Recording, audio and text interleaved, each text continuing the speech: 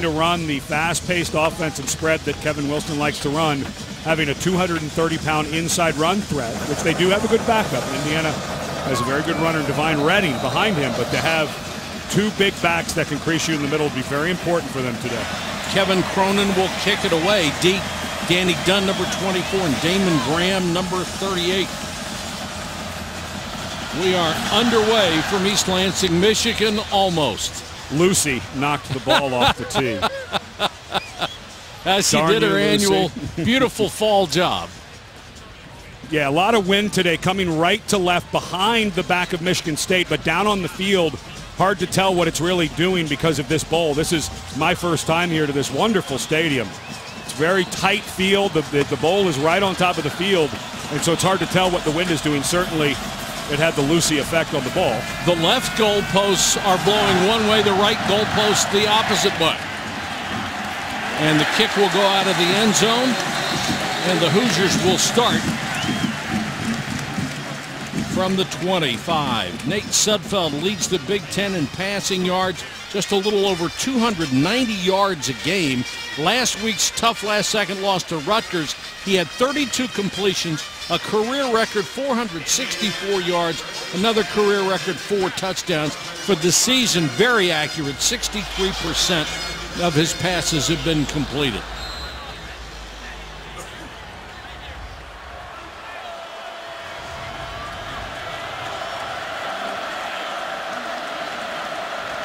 Sudfeld coming off of his own injury, a bad ankle, throws underneath the ball, incomplete, intercepted by Michigan State on the bounce. It looked like it was Gerald Owens. Sudfeld, his throw was right on the money, and it was knocked away by Demetrius Cox. Oh my goodness, Grayson Miller picked that ball. This is only Grayson Miller. Yeah, it's Grayson Miller picks this ball off of the turf by about an inch. Terrific job by Demetrius Cox to get there. The ball should have been caught by Ricky Jones, the receiver. An excellent throw and timing route by Nate Sudfeld. Jones maybe has a little too much amp in those hands right now, but a huge turnover and a wonderful job by Grayson Miller. That ball looked like it was about a half an inch from hitting the ground when he snagged it. Miller is one of 2 true freshman safeties in the Michigan State secondary. An interception. The previous play is under further review. They're going to take a look at this, but it sure looked like at first blush that it was a great catch off the tip. Well, what a bummer of a start for Kevin Wilson. Ricky Jones ran a great route. He had one-on-one coverage on the backside. And he's a good receiver. Yeah, he's their top guy. And the ball just got there, and he wasn't able to make the catch. Whew. Now see if he controls it through. That's a catch. Holy cow. I can see why they're going to review it, but this is, I mean, it's. Did it touch? It sure doesn't look like it there. No, it doesn't. You can see the hand. You can. Interception is confirmed. Yeah. First down, Michigan State. That was a good stop of play to check it, though. What a catch. I know. To pull that right off the grass tips. Well, Miller making his second start. He started last week against Michigan, and you mentioned Kari Willis, the other safety who's had to start. Michigan State has had so many guys injured in their secondary. Mark D'Antonio, whose background is as a secondary coach, they've had to cross-train wide receivers, and we'll see some true freshmen that haven't played yet in the secondary play for Michigan State against this Indiana tempo today. Michigan State has been very successful with points off of turnovers. Holmes, one of 3 tailbacks, will get the start, and he gets it right in the mouth as he takes the handoff. He'll lose a couple of yards. Let's take a look at Connor Cook, one of the outstanding quarterbacks in the country. 30 wins as a starter. That's the most among quarterbacks in FBS. 3rd in Michigan State history with throwing 61 career touchdown passes. 13 of those have come this year, and add that to the fact he has been picked off only twice. This is an Indiana defense that has been mugged all year. Blitz coming, and they got there. Cook is drilled. Middle linebacker T.J. Simmons shot the gap and nailed it. This is a very good front. You know, you mentioned the struggles that they've had with the yardage they've given up. A lot of that has become because of, like Michigan State, they've had trouble in the secondary, but this is just an offensive line. Remember, Jack Allen is out, the normal starter. His brother, Brian Allen, comes over. That looked like a communication error up front for Michigan State. What a start to get a huge blitz like that on second down. 3rd and a mile. All the way back at the 46-yard line. Cook with time this time, now under pressure, throws off his back foot, and excellent coverage downfield at the 10-yard line by Andre Brown, who was right with McGarrett King, stride for stride, and Kings is the only guy that gives him real deep speed, even though he's not a burner. Yeah, it's the one thing they're missing, Michigan State. Good pressure, and this happened a lot last week against Michigan, where Cook got hit right as he threw it, but Andre Brown, we'll talk a lot about true freshmen, first-year freshmen in the secondary today for both teams. He's one in a very, very young secondary. No juniors or seniors for Indiana in the back end. Hartbarger is on to punt. He's had trouble with snaps a couple of games lately. Tries to kill this inside the 10, but it takes a forward bounce, a 46-yard punt into the end zone. So the turnover doesn't hurt Indiana.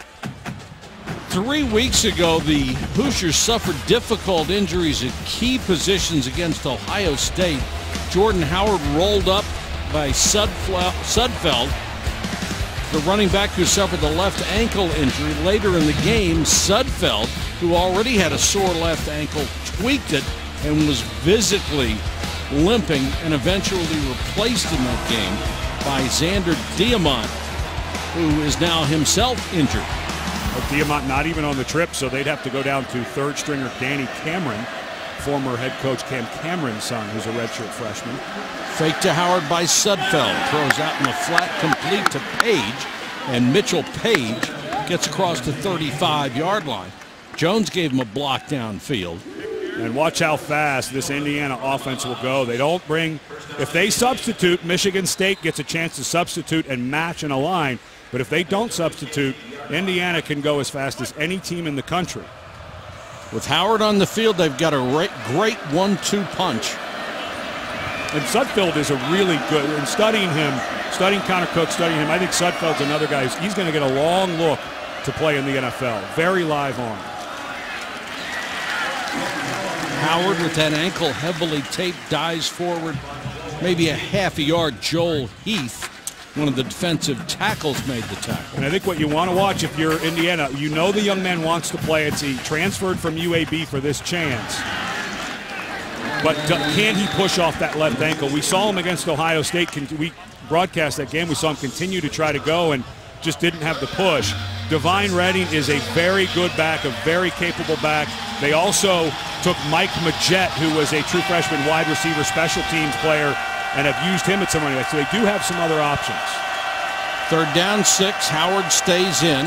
Sudfeld looks to the bench for the play.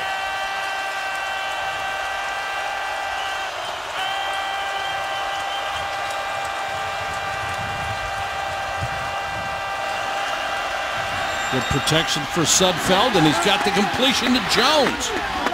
You will see throughout this game, he may not have a rocket arm that everybody would love to have, but he has a very accurate arm. Yeah, and gets the ball out quickly. But this offensive line, it is the strength of the team. It's crazy to say that at Indiana, that any line is the strength, yeah. But this offensive line against a very good defensive line for Michigan State gave great protection on that 3rd and 6.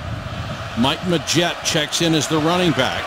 Sudfeld looks downfield, completes to Page, caught it on the second try at the 35-yard line. And another one of those freshman DBs, Kari Willis, made the tackle. Yeah, Jason Spriggs, Wes Martin, Jake Reed, Dan Feeney, Demetric Camille is the offensive line up front. And right now they're giving plenty of time. That's a 2nd or 3rd window, meaning the quarterback has to hold it until that guy comes open, and the pocket was clean. Sudfeld in the pistol. This is Majette. He was nailed by Malik McDowell. Well, they're getting some good pass protection, but they're not exactly moving these guys off the line. This defensive line, Malik McDowell, who wears a running back number but is one of the better defensive tackles in the game, and of course Shalik Calhoun on the outside. This is a great front. What a catch by Page. What a throw by Sudfeld. And that was McDowell slipping free just before this ball was released, and Sudfeld had to step into it while he was getting hit. What a terrific throw. And right now, this secondary for Michigan State, which is missing, they only have 2 guys from the top 8 from the beginning of the season available in today's game. They're down to 4 and 5 true freshmen having to rotate in. Majette, the man who was pulling in the interior of the line, stumbled just before Majette got there. If you did not see the Ohio State game against Indiana, this is not surprising. They played the #1 Buckeyes off their feet until Howard and Sudfeld got hurt. The way we called that game, and the momentum felt like Indiana was going to win that game until those 2 guys got hurt. And this is for Michigan State. This is where they're going to have a tough run, I think, down the road to stay undefeated. Defensively, they do have some struggles in the secondary. They'll get guys better, but they can be exposed. They have been very opportunistic, but you could hardly say they were elite this year. Sudfeld, complete down to the 4-yard line. And if you go and Morrissey made the tackle, and it was Jordan Fuchs. It's unbelievable, the guys that they have lost. Justin Williams tore his bicep, had surgery, may be back for the bowl game. Deontay Copeland, who was turning in to their best corner, out with a neck injury. Darian Hicks expected to play today, but not able to go. Mark Myers has been suspended. And, of course, Watts Jackson, who gave them depth at the safety position, the hero, broke his hip last week. So this is a group that can be picked on. 1st and goal to go. Howard back in at tailback. Howard with the ball, driving near the goal line. Touchdown, Indiana. That is Howard's value, the power he brings. And if Indiana can spread these guys out and get a power run game with what we're talking about, let's double check that Howard did, in fact, get in. Oh, yes, he did. It looked like his body was parallel. Nothing touched the ground before the ball broke the plane. But if they get this 230-pounder going 3, 4, 5 yards a clip in between the tackles with the secondary problems, and Sudfeld showing he came to play today, this could be an awfully good day for Kevin Wilson offensively. Sudfeld was perfect on the drive. 5 out of 5, 67 yards. 4 minutes and 10 seconds, an 80-yard drive. Griffin Oaks for the point after. And they quiet the crowd here, taking a 7-0 lead. How about that? A turnover on their first drive on the road for Indiana. Ball start, offense, number 74, 5-yard penalty, remains a try. It's the kind of thing that would historically have plagued Indiana. You come on the road against the top 10 team, commit a turnover on the first series, game's over. Yeah. And remember, this is a team that was up by 22 points. They got outscored by 22 in the 4th quarter last week against Rutgers. 2 interceptions, a punt snap over the head. The defense imploded. And so to come out, fumble on your first offensive play, or get an interception, your first offensive play, get a defensive stop, and then make it, frankly, look a little easy going down the field against Michigan State. Pretty good start for the Hoosiers. Bailey and Spriggs, great blocks on the touchdown run.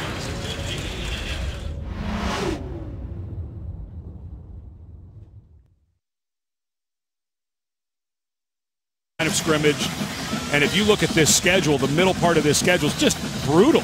Michigan State, Ohio State, Penn State, Iowa. It's just been a brutal run here, but this is a solid club. This is a trending team, no doubt. R.J. Shelton on the return, hit and pushed back at about the 22. ABC Saturday Night Football presented by Walmart has great running back Ezekiel Elliott and a new quarterback for Ohio State taking on Rutgers. 8 Eastern on ABC, as well as streaming live on Watch ESPN. There was a couple articles written this week. How about a 3-way tie between Ohio State, Michigan State, and Michigan? It wipes out all the other tiebreakers. It's an amazing scenario if that could happen. Yeah, and it goes to the College Football Playoff Committee's vote of the top 25 for the highest ranking, and that doesn't come out until Tuesday before the championship game. And we reached out to the Big Ten Conference via email saying, do you have a comment? We haven't heard back yet, but it is a crazy scenario if those teams end up with 1 loss each. Connor Cook, play fake, completes his pass to McGarrett Kings, and he's dropped in his tracks by Andre Brown. It's enough for a first down just at the 32. This is an Indiana defense that gives up yards by the ton, and their real problem is they're very thin. They wear down late in the game like they did last week against Rutgers. Brian Orr, the defensive coordinator, knows that his secondary has the issues, but with Latham back and some guys up front, they can cause pressure, and they are good at taking the ball away. Not much there as Holmes gets the carry. They've used 3 backs.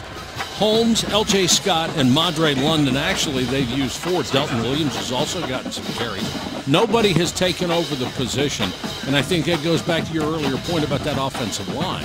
And Madre London was out last week and out today against Indiana, but the offensive line has been banged up. Allen is out. Dennis Fenley, who was a really promising young guy coming up, was playing for the left tackle Conklin when he was hurt against Purdue. And he was hurt. Over the middle and got that to R.J. Shelton. And they may have to just start throwing the ball because they're getting nothing on the run. 3 rushes, all minus yards. If you watch the second half of the Michigan game, as Connor Cook now going fast, looks like he's going to get the snap off. Yeah, they got the snap off. Michigan State running to the right side here. Kind of, you know, when you watch Michigan State now, what blows you away is if you ask a common fan what offense Michigan State runs, oh, the old I formation, 2 tight ends. Power they football. Run as much spread. I'm not calling them Arizona, but they run a ton of spread. And in that second half against Michigan, when they had no run game against a very good Michigan defensive front and an offensive line that was struggling, Connor Cook, they just put it in his hands. He's a little bummed he didn't get the win when he had the ball in his hands, that they had to give the ball back before the punt, but he was on target, and they really put a lot on his shoulders. Cook again quickly over the middle. That one was in and out of the hands of Aaron Burbridge. And that spread offense, you know, you got to give credit to Mark D'Antonio because he came in and told his coaching staff, look, all these other teams are moving the ball. I like what I see. I want some of this incorporated in the offense. And they have done more and more as the years have gone by. Yeah, they're up to 40-50% spread formation plays. They've had some trouble with drops. And fortunately for Burbridge, of course, McGarrett Kings had a drop last week. So if they're going to the throw game, this good veteran wide receiver group could dial it down, you know, just tighten it down a notch. 3rd and 8, blitz coming. They don't get there. Now Cook can't find anybody. He's under pressure down the middle, and it's caught. Burbridge at the 17-yard line, a gain of 31. The ball was underthrown a little bit, but you could understand why under the pressure. Well, one thing Connor Cook does as well as any quarterback I've seen is watch the pump fake. He comes back to this side, and if you freeze it when he looks, this is where he was looking with a safety on top. And the safety, we were talking about these young players, he turns back to the middle with no threat to that side, and Connor Cook makes him pay. Cook brought the safety back to the other side, and because the offensive line held up, could come back. High snap, and that's going to lose 2 or 3 yards. They got the ball to Damian Terry, who was the 3rd-string quarterback who they used in the Wildcat a little bit.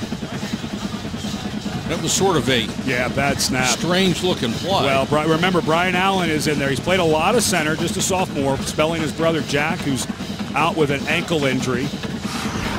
And this snap just a little high and hot. And Cook, who is all of, I'd say 6'6", wouldn't you say? Yeah. Use all of it to get that. Good thing he wasn't 6'5", wouldn't have gotten it. They fake it to Terry again. Pressure coming toward the end zone and overthrown. Intended for Jamal Lyles, one of the 4 tight ends that they play. And Brian Cook missed him by a couple of strides. And Brian Knorr has dialed up T.J. Simmons again. Simmons, a very good blitzer. And he's going to be picked up, but picked up late by Gerald Holmes. And because of that right in his face, you could see Connor Cook was not able to step into that throw, had to throw it a little early, and therefore overthrew Lyles. Good blitz. And force a 3rd and long. 3rd and 14 from the 22-yard line. Shelton goes in the slot where he's harder to cover on the right side. Now he steps up on the line of scrimmage. Cook looks the other way. Now back toward Shelton. End zone, touchdown.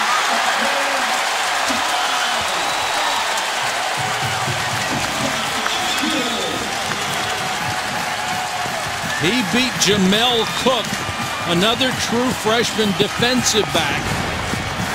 And the clouds have opened up. I think it started raining while this ball was in the air. But this is something that Michigan State receivers do so well. They call them 50-50 balls. When there is coverage there, Connor Cook, R.J. Shelton, all of these guys work time and time again in practice, and they have so many reps together in a game. And that was the one thing Brian Norr said with a guy like Cook, another young guy. He was afraid, can we make those 50-50 plays? That time Shelton made it. A nice touchdown drive in response to Indiana's score. They go 78 yards in 3 minutes and 10 seconds. Cook finishes it off with yet another touchdown pass on his scorecard this year. It has arrived. I mean, it is coming down in waves. I think that Connor Cook pass went so high it touched a cloud.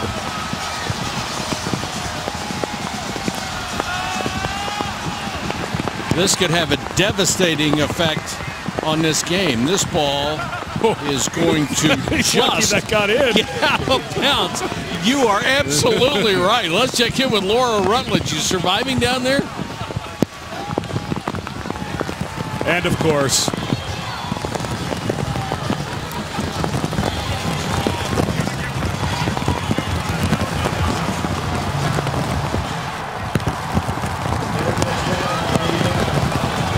it's not fair to be on the sideline and drowning and then have your microphone go out. Well, Laura, we're sorry. Yeah, she heard co-defense coordinator Mike Tressel. I'll give her a report because our producer had told me what she was going to say, that he said, let's take advantage of this rain. They threw the ball well in the first one. Let's take advantage of it. So they'll run with Divine Redding on first down. Well, this is unbelievable. I mean, you normally see this rain in South Florida like this, but nowhere else. Or in August here, but not in almost November. But apparently it's not supposed to last that long. But this is just, I mean, this is hard. The ball has, oh, he dropped it. Yeah, even though the field is draining well, you can see spots already growing, and there's no way at this level of rain that this ball is not just soaked. Hits Sudfeld right in the hands, and he drops it. I mean, even if you go under center, there's no guarantee you're going to be able to get the snap. And this is not an offense, Indiana, that goes under center. So they're kind of stuck with what they are. It's not like you haven't practiced or played in this type of rain before, but it came on so quickly, it had to catch Indiana's offense off guard. You can't practice with the rain this hard. I'm sorry. Artificially, you can't do it. They give it to Divine Redding, trying to get to the outside. Stood up, did not get back to the original line of scrimmage, and they'll have to punt away, and that will be easier said than done. Demetrius Cox up from his safety spot. Eric Toth will come on and hope that it's not a replay of the last play at Michigan last week. Yeah. Well, there was a punt snap over the head for Indiana against Rutgers that led to those 22 unanswered points in the fourth quarter for that comeback. So this is Michigan State has had its troubles this year in special teams, and Indiana has as well, especially last week. McGarrett Kings is deep, and they came after him. And he did a great job just to get the ball out of there. That's the punter's first job. Kick it in a hurry.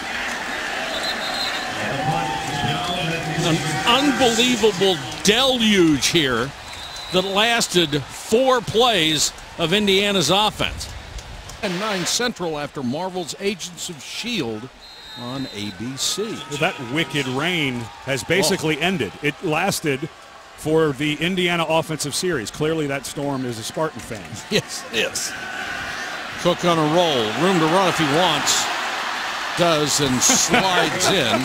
How long was that slide? He'd get another 5 yards if they'd give it to him. Let's check in with Laura. Well, as you guys said, the rain has definitely subsided, but on both sidelines, they're trying to wring out towels. They're covering everything in plastic bags, trying to make sure that everything gets dried off, and, of course, keeping towels ready for both quarterbacks as they prepare when they come off the sidelines to try to dry their hands off.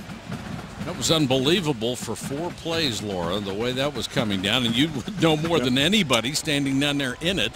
You know, you mentioned the under the center snap. The center, your pants and everything can get so wet that when you snap it, even if the ball is dry, the quarterback's hands can get pretty wet. Williams is in at running back, and he picks up a couple before he stopped, and you could see the water coming up when he tried to make a cut. Yep. And both teams playing it pretty close to the vest, second and short sometimes with a guy like, oh yeah, you can see the feet slip right there, but a lot of times your receivers have the advantage in this situation. A little surprised on second and short with Connor Cook. You wouldn't take a throw down the field because the defensive backs, when they go to plant, not knowing where you're going, can tend to slip. 3rd and a yard, they just haven't been able to run it. Here's a little option look, and Cook will have enough for the first down. Mark him at the 48-yard line. Not going to be confused with Marcus Mariota. Well, but if you run the option, it makes the other team defend it and practice for it, no matter what type of quarterback you have. But I noticed there that Jack Conklin, who was battling a knee injury and missed a couple games, he's gimpy. And they've already lost a backup offensive tackle. This is an offensive line that has been deluged like that rain with injuries, and he was gimpy after that play. Delton Williams stays in as the running back. The pass completed underneath the Burbridge. They've already lost Jack Allen at center, and it was Allen who actually moved out to left tackle when Conklin was out against Rutgers, and then Finley went down. Allen actually bounced out to left tackle. He had been trained out there during the week by the offensive line coach, Mark Staton, who does a nice job here at Michigan State, but Allen actually got injured playing left tackle, so Michigan State does not need Conklin going down again. Price, the tight end, shifts to the far side of the formation. Cook back to throw, pump fake, now turns and looks the other way. McGarrett King open, made the catch at the 13-yard line, and that was all Connor Cook. You take the safety to the right side with your eyes, turn and throw back to the weak side. He really does operate well. You know, we saw him last year a couple times, Mike, and he'd have a quarter or a series here where he was kind of off.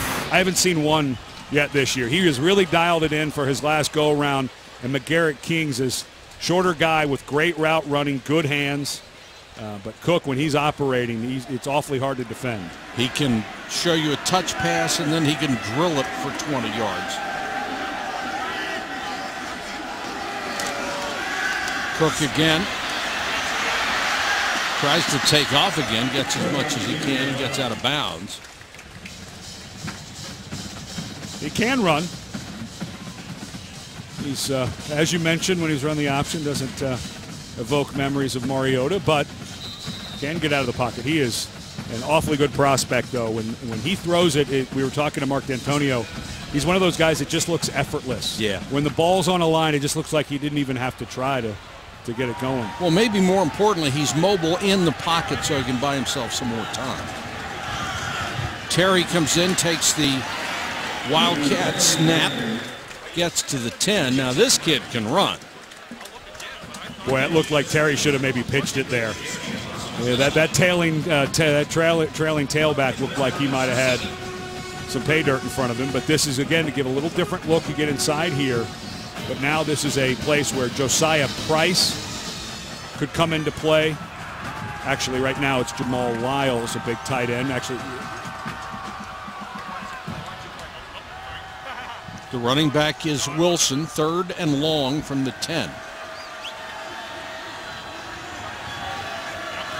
Cook. Miscommunication. There is a flag down. No, that was a defensive holding, was why it looked like a miscommunication. Okay. Yeah, because Burbridge went in. Maybe he was dragged in, and the ball was thrown out. Tyler Green got beat off the post right off the bat.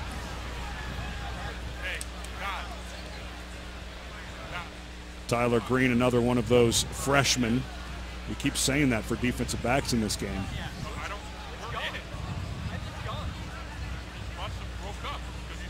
Some discussion among the officiating crew. Pass interference, number 3, defense, in the end zone. Ball's placed at the 2-yard line, first down. You have to play some man-on-man coverage on the outside. Burbridge, the best receiver, 5 games over 100 yards receiving this year. I'd say that was interference. Yeah, and you've got to be physical. And here's another young guy for Indiana. They have 0 juniors and seniors in their secondary. Michigan State fans know that story with all the injuries they've had. This was by a suspension before the season, and then a good senior class last year. Williams inside the 1.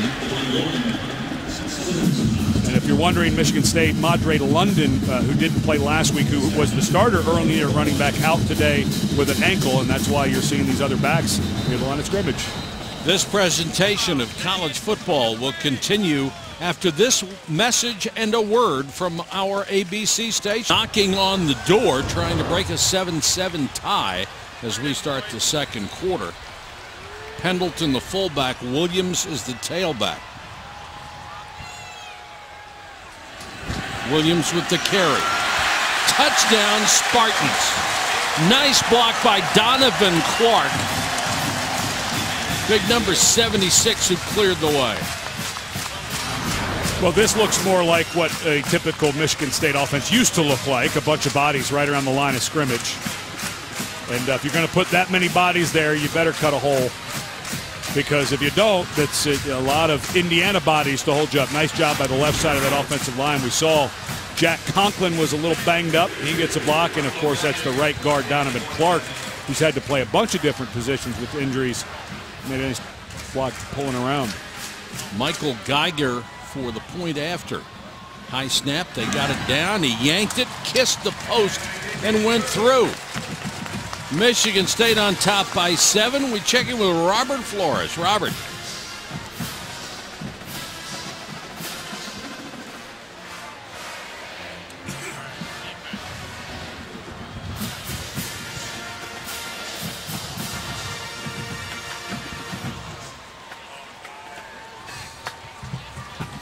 (54-46). That doesn't sound like an SEC game, does it? No.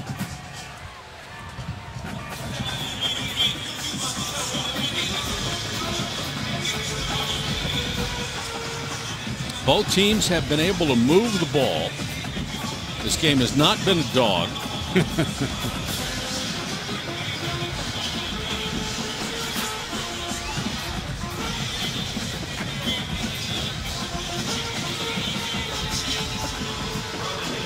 Dunn and Graham are deep. Luckily for Indiana, that rain subsided. Remember their last drive? It was raining about as hard as it can possibly rain. And there's Lucy again, knocking that ball off. Isn't it a little early? Well, Peanuts starts playing about this time of year, doesn't it? Yes. Yeah.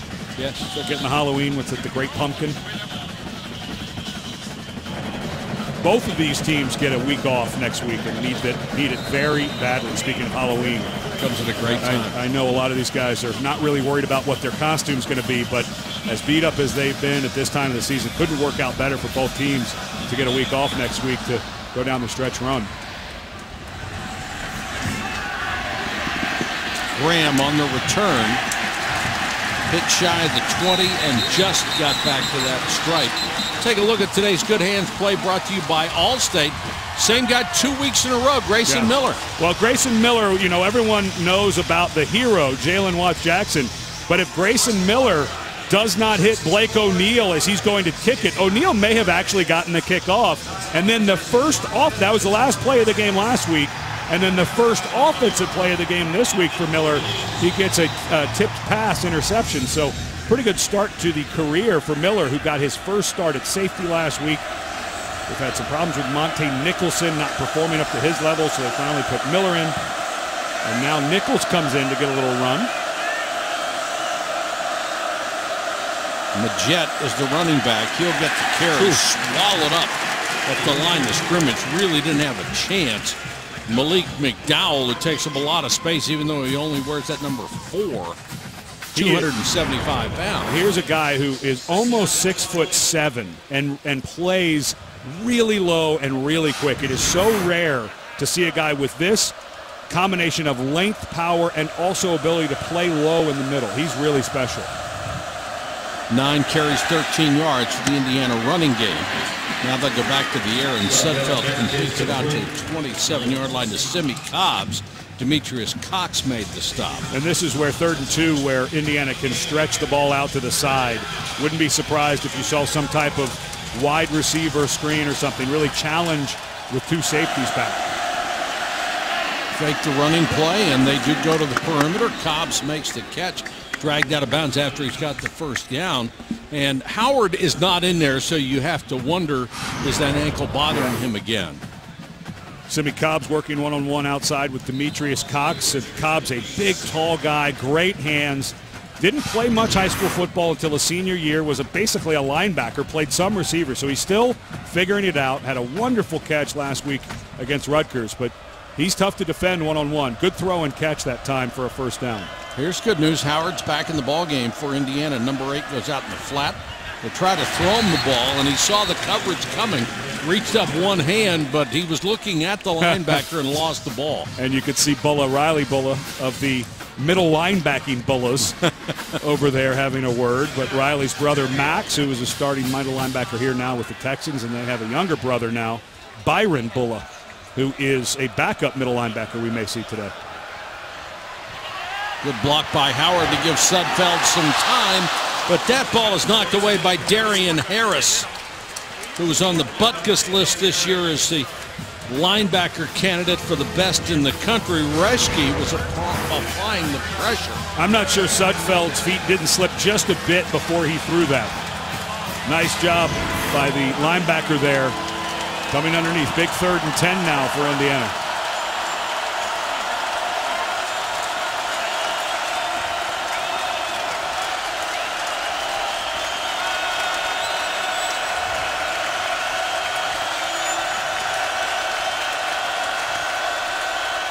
Blitz coming. Sudfeld steps up and throws. Got it into Michigan State territory at the 49 to Mitchell Page. Had his first career 100-yard game last week. Nice move by Sudfeld. What a step up. Good job by Howard. Got over there just a touch late on the block, but great step up.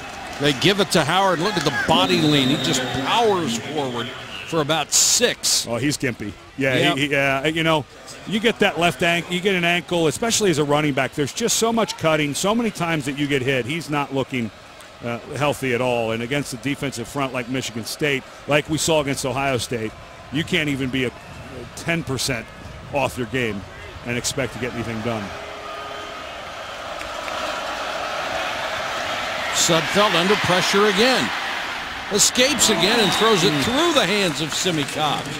Boy, that was almost a terrific play over to Simi Cobbs. Throw maybe just a little hard by Sudfeld, but Cobbs was working his way back. I really like both of these quarterbacks. When you study them, they're fun. They're good players. They're gamers. And there's Howard trying to get up on that left ankle. Doubt we'll see him again. But, you know, you're in a place, if you're Indiana, I think you're thinking of 4 downs here. You're on the plus side of the field. I don't know that you need it all right now. Sudfeld with time and throws that at Cobb's feet. You know, a lot of traffic there. Against Ohio State, Kevin Wilson said he was going to be very aggressive and go for it on 4th and inside 5 on the plus side of the field. Here, sending out the punt unit, and I think it's because he feels a little better with the weather. You know, this is a place where 4th and 5, you would consider going for it on the plus side of the field, but a little different feeling, I think, today for Kevin Wilson than what he had against Ohio State with the weather. Some turnovers that maybe it's best to punt it away. Toth will punt. That's McGarrett Kings, who waits back at the 10. Pressure up the middle, but he gets it away. Wobbly kick that bounces ahead into the end zone. 44-yard punt, no return. And it will be Michigan State ball when we come back, already up by 7.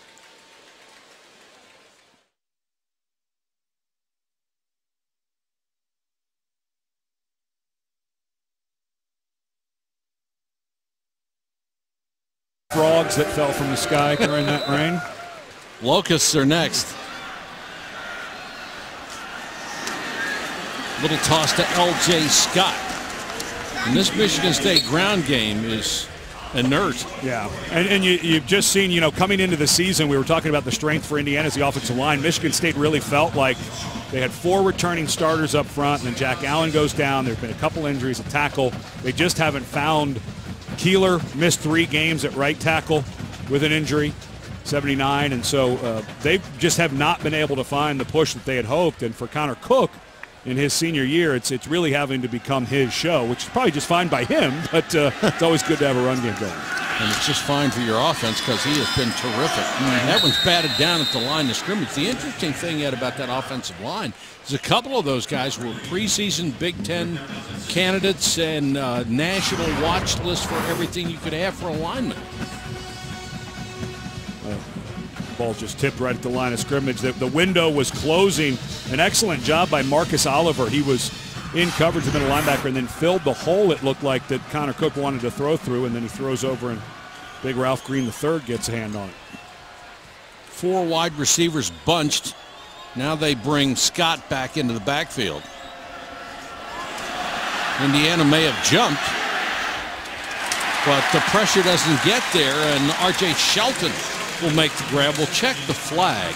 Well, that was Nick Mangieri, the senior. I think he knows that Jack Conklin might have a bum leg. He tried to get a jump on that snap. He did, but it was just a skosh early. Maybe that's the defense, number 66. That penalty's declined. Play resulted in a first down. May have been the key to his 7 sacks this year. Yeah. Is that quick start. Well, he does have a really good stop. Top of the screen right here. Yeah, just woof. I mean, maybe 3 inches into the neutral zone. That was awfully close to timing it. But of course, Connor Cook steps up and delivers a strike, so it wouldn't have mattered. The series starts at the 39. Cook on the keeper. Got a block, hurdles his own man and gets to the 40. And then it appeared there was some contact as he had to slide into the bench. Gain of 21 for Connor Cook. 325-pound Benny McGowan. Excuse me, that's Brian Allen there. McGowan is in at center now. They've actually switched to put McGowan in, so it was both McGowan and Allen pulling out. McGowan, who has played a bunch in the last couple of years. Ooh, that's... Well, let's watch there at the end.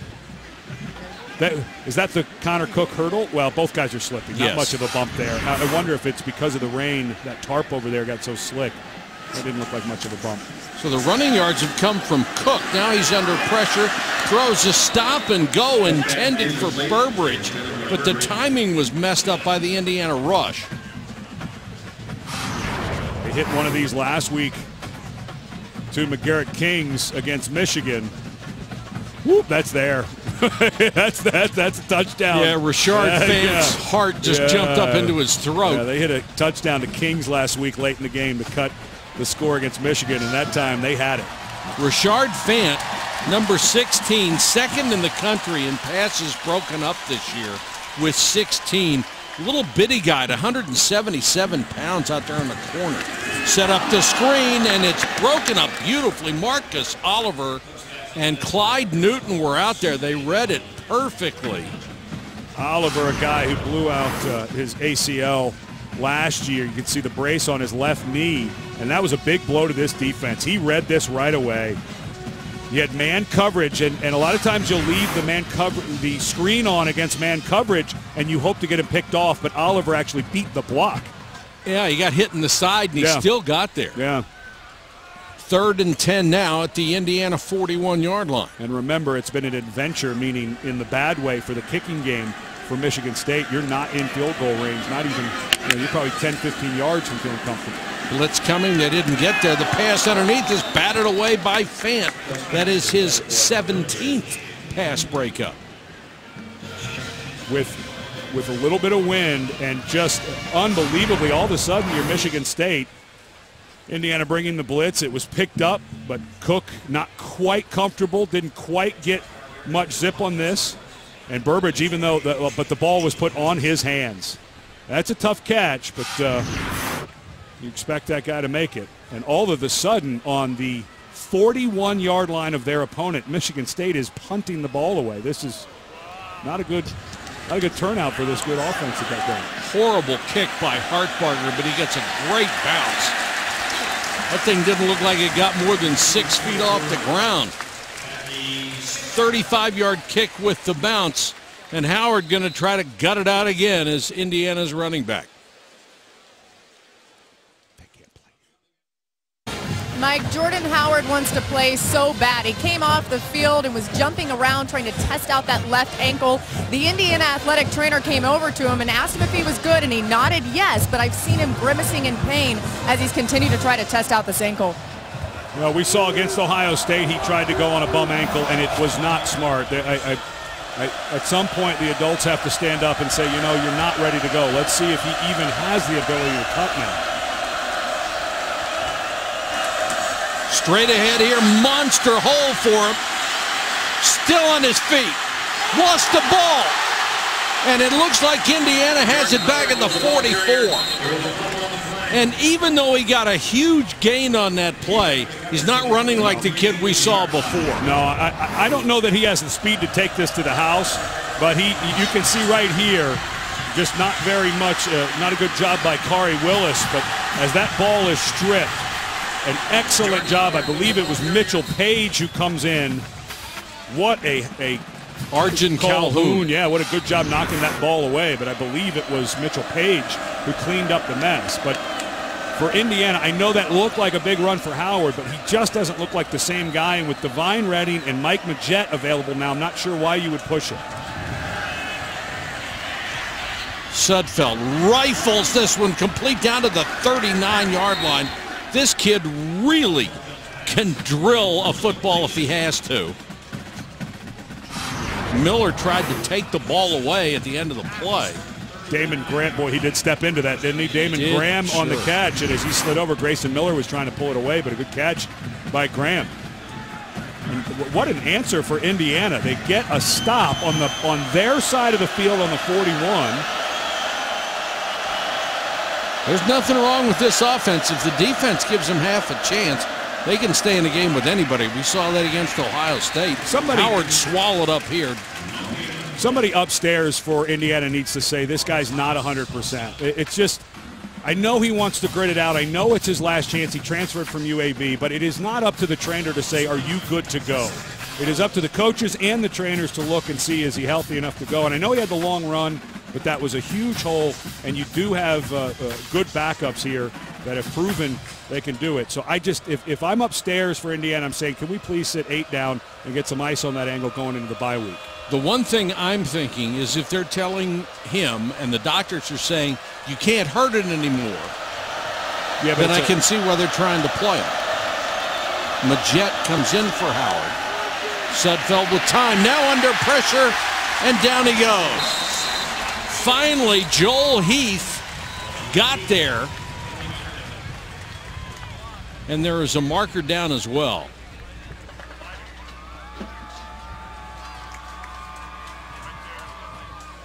If it's a hold, they'll probably decline it, just take the play.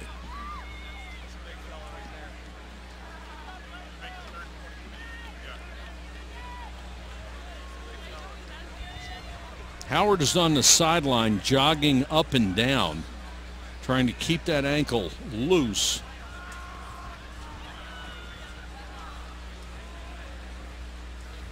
But you could see in the open field, even though he made Kari Willis personal miss. Foul, hands to the face. Ooh. Number 98 on the defense. 15-yard penalty results in an automatic first down. That's Demetrius Cooper, and how huge is that?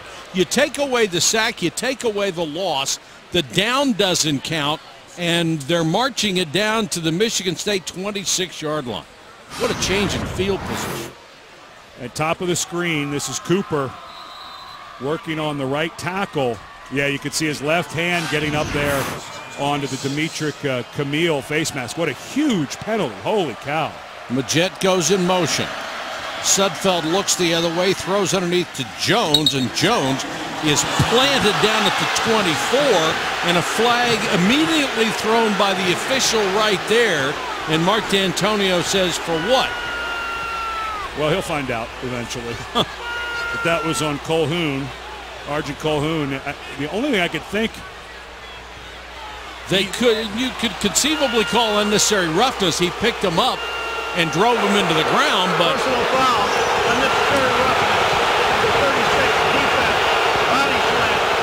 After distance to the ball, automatic, first down. And the referee did just say body slam. I can't. No, he's turning him over to make the tackle. I mean, he's this actually is football, isn't it? Yeah, this is not a good call. Calhoun is doing what you're supposed to do, which is when you start losing your feet, you do an alligator roll to get the man on the ground. That's not a good call. Not a huge deal, though, because of where they are on the field. You don't get a lot of yardage, but I agree with these fans. That's not a good call. But you do get an automatic first down, and Howard is back in the ball game. They start this series of downs at the 11. Sudfeld, screen back the other way. Jones, touchdown. And these fans are going to go nuts. Wes Martin out in the middle of that screen through a block that sprung it. This Indiana offense is feisty. Well, if you had Kevin Wilson as your head coach, you'd be feisty too, because that guy coaches hard, man. He's a very positive guy. He talks a lot about having fun, but they grind. They work hard in practice. 5 plays, 94 yards for Indiana, helped by an illegal hands to the face and a very questionable body slam, which, boy, he missed it. Oaks yanked one left, hit the post, and they trailed by 1. There's the body slam that gave them a first down at the 11. After the personal foul call on hands to the face, it resulted in a touchdown. Yanked by Griffin Oaks, who will kick off. He's one of the top kickoff guys in the entire country. Coming into this game, 32 of 45 kickoffs had gone for touchbacks. Tied for 4th in the country, number 1 in the Big Ten. And let's see if that 1 point plays into it as we come down to the end. R.J. Shelton and Delton Williams are deep.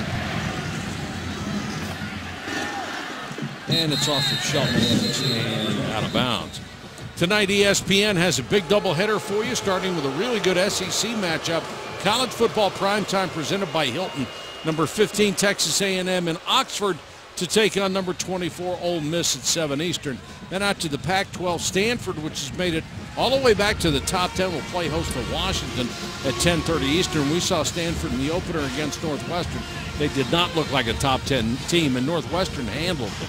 It was as conservative a offensive play calling as I've ever seen, and they've taken the reins off out there at Stanford.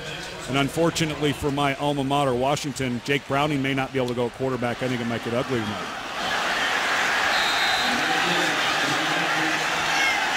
Another negative play. They tried to give it to McGarrett Kings, and Ralph Green III stuffed the play.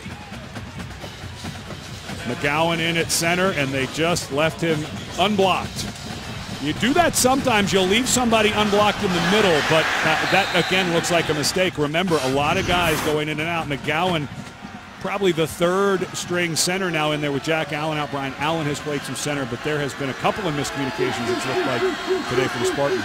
That is a rather large individual to leave unblocked.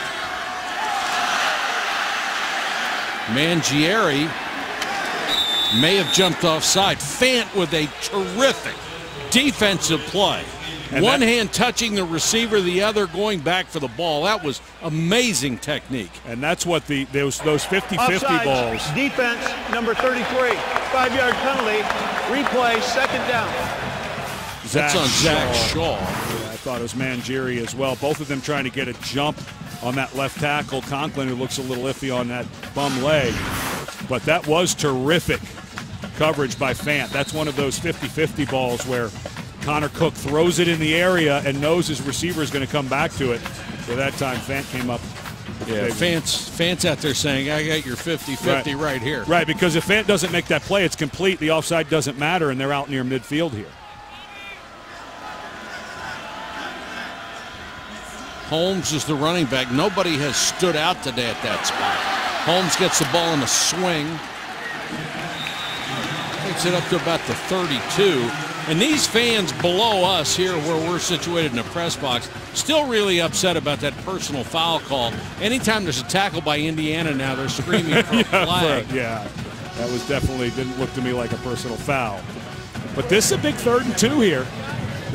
Michigan State does not have a great run game. In years past, this is where you'd give it to Jeremy Langford or someone like that, but they just don't have that much. I mean, London is out. So don't be surprised if this is some type of run action pass by Connor Cook. Holmes, the tailback, and it is. Under pressure, he'll go to his tight end, Paul Lang, who only has 6 catches on the year before that one. And that's exactly what they did, and Connor Cook may be hurt. He's grabbing that right rib. Wow, right in the midsection. Good clean tackle by Clyde Newton. But you could see Connor Cook, when he got up, he was holding that right side, and he is down now. That looked to be a clean tackle by Clyde Newton. Led with the shoulder low, was not going for a targeting to the head or neck area. And Cook was in immediate pain when Newton unloaded into his midsection. Looks like he does have a rib protector, but a lot of times those will move away. There is a space in there where you can get hit. We'll check on Connor Cook when we come back. It's a 1-point game in East Lansing. First down. And fans were really outraged about it. Then this play happens. Connor Cook is buried, and there is no personal foul. And the Michigan State fans were very upset as Cook came over and they saw the replay. Cook was told to go down on the field because they wanted to figure out what they could do for the backup. They brought Tyler O'Connor in to run it, but we've seen Cook warming up. This saves them a timeout, so Cook comes back in. If you go down on the field with an injury, if you want to stay in, you'd have to use a timeout. I think it's a smart job by Michigan State getting close to the end of the half to send out O'Connor for a run play. Cook comes back in. He looked better when he got up, but let's be clear.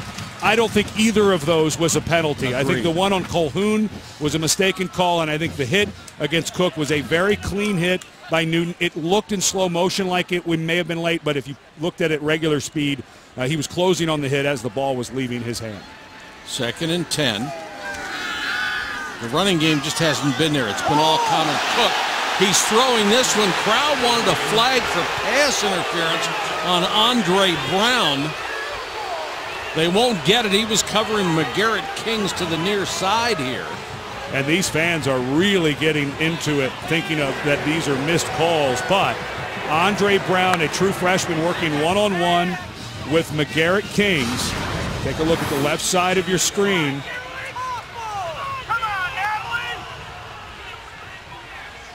And both guys were using their hands.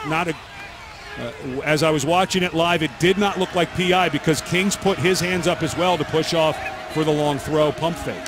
So 3rd and long, stunt up front, they don't get there. The pass caught by McGarrett Kings here, just beyond the sticks. It will be a first down for Michigan State. Nice throw by Connor Cook.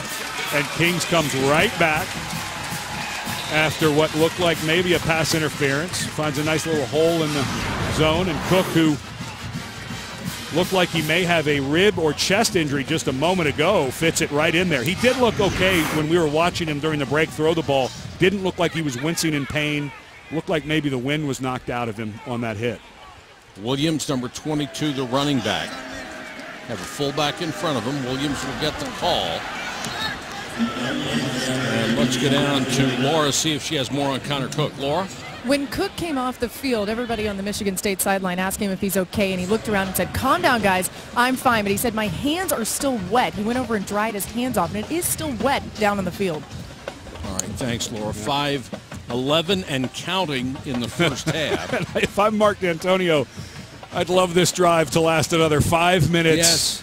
And see if we can't get out of here with an 8-point lead. Or go for 2 and a 9-point, maybe a 2-point score going into the half. Cook sitting in the pocket. Throws to his tight end, Paul Lang, and Lang makes the catch. 21 yards and a first down, Spartans. Excellent pocket by the offensive line. And, you know, we keep seeing Paul Lang. Makes me wonder, Josiah Price, who had a great game last year against Indiana, has been battling an ankle injury. He's the best receiver of the group. Lang more of a blocker, but Lang showing on the corner route over the shoulder, I can make that catch too. Excellent throw. It's amazing the accuracy Connor Cook is playing with here in his senior year. There's no throw off by more than a foot and a half. He's really on it. He has been sensational. It's no wonder he's 30-3 as a starter. Fly sweep, Shelton. Lost his balance a little bit, which slowed him down. Made it to the 27-yard line, and Chase Dutra, one of the safeties, made the stop. I'm watching Brian Allen, the left guard, number 65. His brother Jack is out, but I was just watching Allen come back to the line of scrimmage. He's hurting. He's holding something in his hand. Yeah, they're just banged up all along that line. Talk about a week off they need. Desperately. Coming up for both of these teams. So you don't want to lose Brian Allen, a young guy who's really playing into a top lineman for Michigan State. And one of the reasons the running game hasn't gone anywhere. Cook, another perfect pass down to the 15-yard line. It was just drilled in there to Jamal Lyles, and they're going away a little bit from their wide receivers and favoring their tight ends.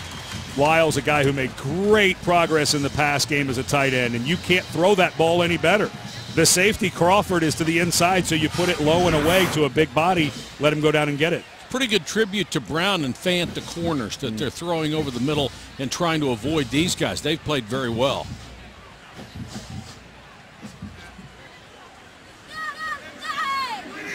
Got one-on-one down at the bottom.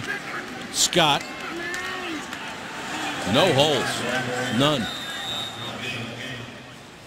You know, I think people watching this game wondering about the college football playoff and where does Michigan State fit. If they win out, it won't matter. It just won't. They'll be in. But I do think they've got a long way to go. I'm not sure without a running game and the struggles that they've had in their secondary. 18 rushes for 32 yards for Michigan State today.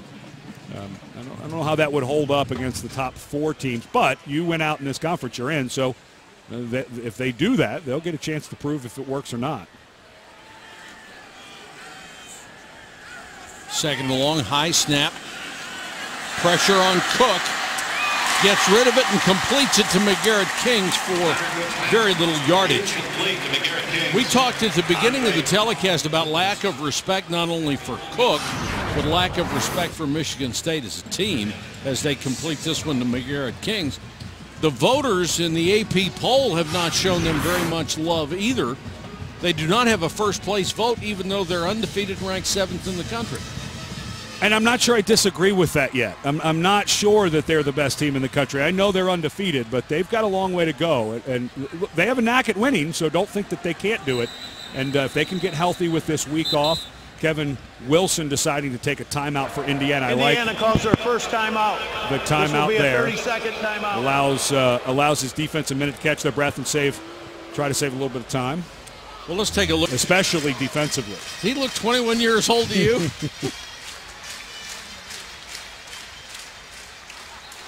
Big third down here, 3rd and 6. And the sun is out as brightly as it's been in 2 weeks here. Yeah, if you were going to throw over to the left corner of the end zone here, this is what you'd see.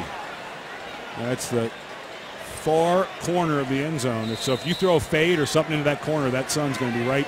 Might have an effect on these guys.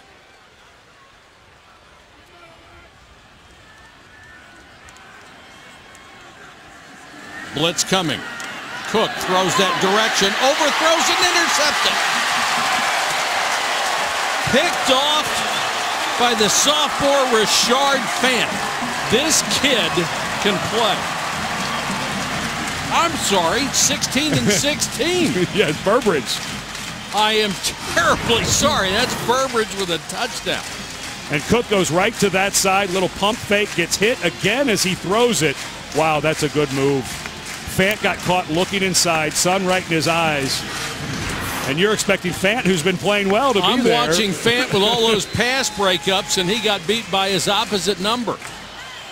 Burbridge is really something with those double moves, something that he and McGarrett Kings and Cook have worked so many times to perfection. It was a great drive under pressure. Connor Cook now 2nd in school history to the record holder, Kirk Cousins. who had 66. And on that drive, he got hurt and then completed 8 out of 9 passes for 67 yards and a touchdown. Well, now Indiana, because of that timeout, able to preserve a little clock. A little surprised Michigan State maybe didn't think about 2 points there. Go up 9, 2 scores. Too early. It's a little early. Well, how about the Aflac trivia question? Last week, Connor Cook became the second quarterback in school history to defeat the Michigan Wolverines 3 straight times. Who was the first? You should get this, especially if you're a Michigan State fan, and especially if you were listening to the last statistic that we gave. I'll give a hint. The head coach of Michigan State is now 7-1 against the in-state rivals. So there's 2 3-game winning streaks in there. One by that guy. Still figured out. 1:37 left in the half. Graham on the return. And Graham taken down at the 23. And we check in with Robert Flores. Robert.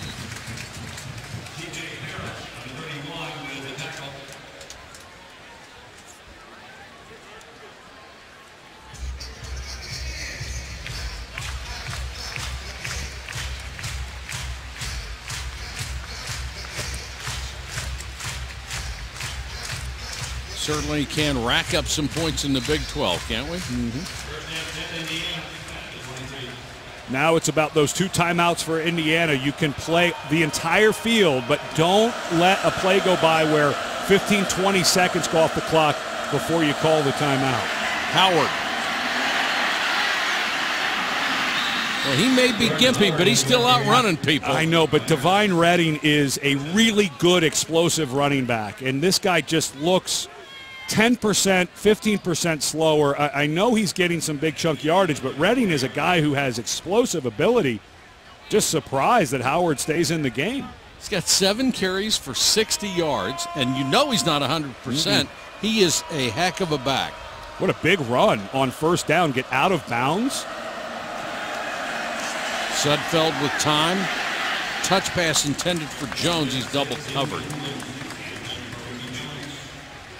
Michigan State obviously not expecting a off-tackle run on 1st and 10 with 1:30 or so on the clock against Indiana, so they got caught off guard. Redding now in the game at running back for Indiana. This is a very explosive, good guy out of the backfield. Sudfeld, double pump, got it to Page, blockers in front. Page inside the Indiana 45-yard line. And here is where you see the youth of the secondary for Michigan State. We showed the injury chart earlier of the guys who are out. Monte Nicholson, one of the sophomores, has been playing, but there was a missed tackle right about 8 yards down the field that became the big gain for Indiana. Time for Sudfeld. Deep has a man wide open. Touchdown! Simi Cobbs. We've got 2 unbelievable quarterbacks in this game. Cobbs beat Demetrius Cox so bad that he had to slow down and wait for that ball to get there. Cox, a guy who's moved between corner and safety. Oh, the safety bit. That's not Cox. Yeah, that's the safety. That's number 27, Kari Willis, one of the true freshmen in there at safety. That was a deep cover 2, meaning the safety has deep, and Willis, a true freshman, making his second start, bites on it. And the question becomes, did Indiana score too soon? 1:07 left and 3 timeouts for Connor Cook. I will always say no. If you score, don't give it back. Well, that's not on Cox. 77 yards only took 25 seconds. Is Sudfeld any good? Well, and he brought the safeties down. We were talking about the explosive ability of Cobbs and how tall he is, but that one was the safety, Kari Willis. There have been, for Michigan State, just a ton of plays like that in the secondary with all of the injuries they've had. As good as they were last year, this has just been a struggle for them in 15. Well, let's answer our Aflac trivia question, which was Connor Cook became the second quarterback in school history to defeat the Michigan Wolverines 3 straight times. Who was the first? Yes, you're right. The answer was Kirk Cousins, who did it 2009, 10, and 11. He's now the starting quarterback for the Washington Redskins. Yeah, and Connor Cook's going to be the starting quarterback for some NFL teams soon. And you think here, he just looks the part. Boy, is he terrific in the pocket. He can run a little bit, an unbelievable arm, accurate. And you think of Michigan State, you'd never think of it as quarterback but they're starting to put some guys in that league. And you know what? I'm with you. I think Sudfeld's going to get a shot with somebody and make someone's roster. I do too. 1:07 left in the first half. Look at these numbers. Both of them, well, they combined for almost 400 yards. And then we'll just scratch that INT off. That was a perfect throw by Sudfeld on the first play of the game. That was dropped, popped up in the air, was a nice interception by Michigan State. So for Sudfeld coming back for his senior year, here's a guy, they beat Missouri last year, then he hurts his shoulder, his non-throwing shoulder, against Michigan State. Xander Diamont, a true freshman who they expected a redshirt, has to start, who's now unfortunately at home with a shoulder injury. So last year they lost Sudfeld. They lost him for a bit this year, but put on that glove. You can see the glove on the throwing hand when it started raining, and it sure working. Cook throws underneath, leads it quickly to R.J. Shelton. That's out of bounds to stop the clock. This will be fun to watch. For Shelton. This will be fun to watch to see if Brian Knorr, the defensive coordinator, decides to bring any pressure or try to play coverage here against Connor Cook. They've been able to get some pressure with just the down lineman, which Michigan was able to do. But, boy, you scored awfully quickly. There's Brian Knorr. You scored awfully quick if you're Indiana with a quarterback like Cook, as hot as he is in this game, giving it back this soon. The last time they brought a blitz, Cook beat it with one of his tight ends. Now they throw the flanker screen, and they got it to Shelton, but right there was Clyde Newton, the linebacker. It's the second time Oliver. And Marcus Oliver as well. Yeah, and Oliver, that's the second time he snuffed out a screen quickly. Blitz coming. Cook hangs in there and got Burbridge to the 47-yard line. Excellent blitz pickup. Gerald Holmes in there at running back. And what a terrific throw. You want to talk about a tight window. You have Oliver underneath. You have Fant over the top. Perfect timing. Drilled it right in there. And good timeout because of everyone trying to get down the field for Michigan State with 3 timeouts. That's a really nice use of probably saving 15 seconds.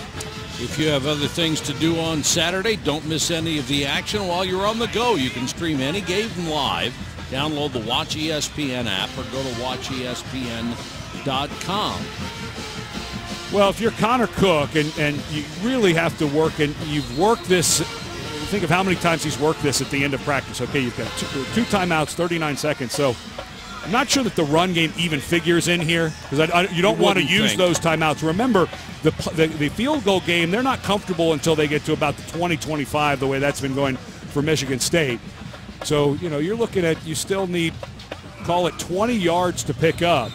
But what you don't want to do is have anything, you have those timeouts, don't let the clock run more than 7 or 8 seconds on any play if possible. Just saw Michael Geiger. Tight end right down the middle again. Josiah Price, 31 yards. And they have really used the tight end well, and all at once, they are in the red zone. And let's watch how much time, they're going to try to get a playoff here. Let's see how much time goes off this clock.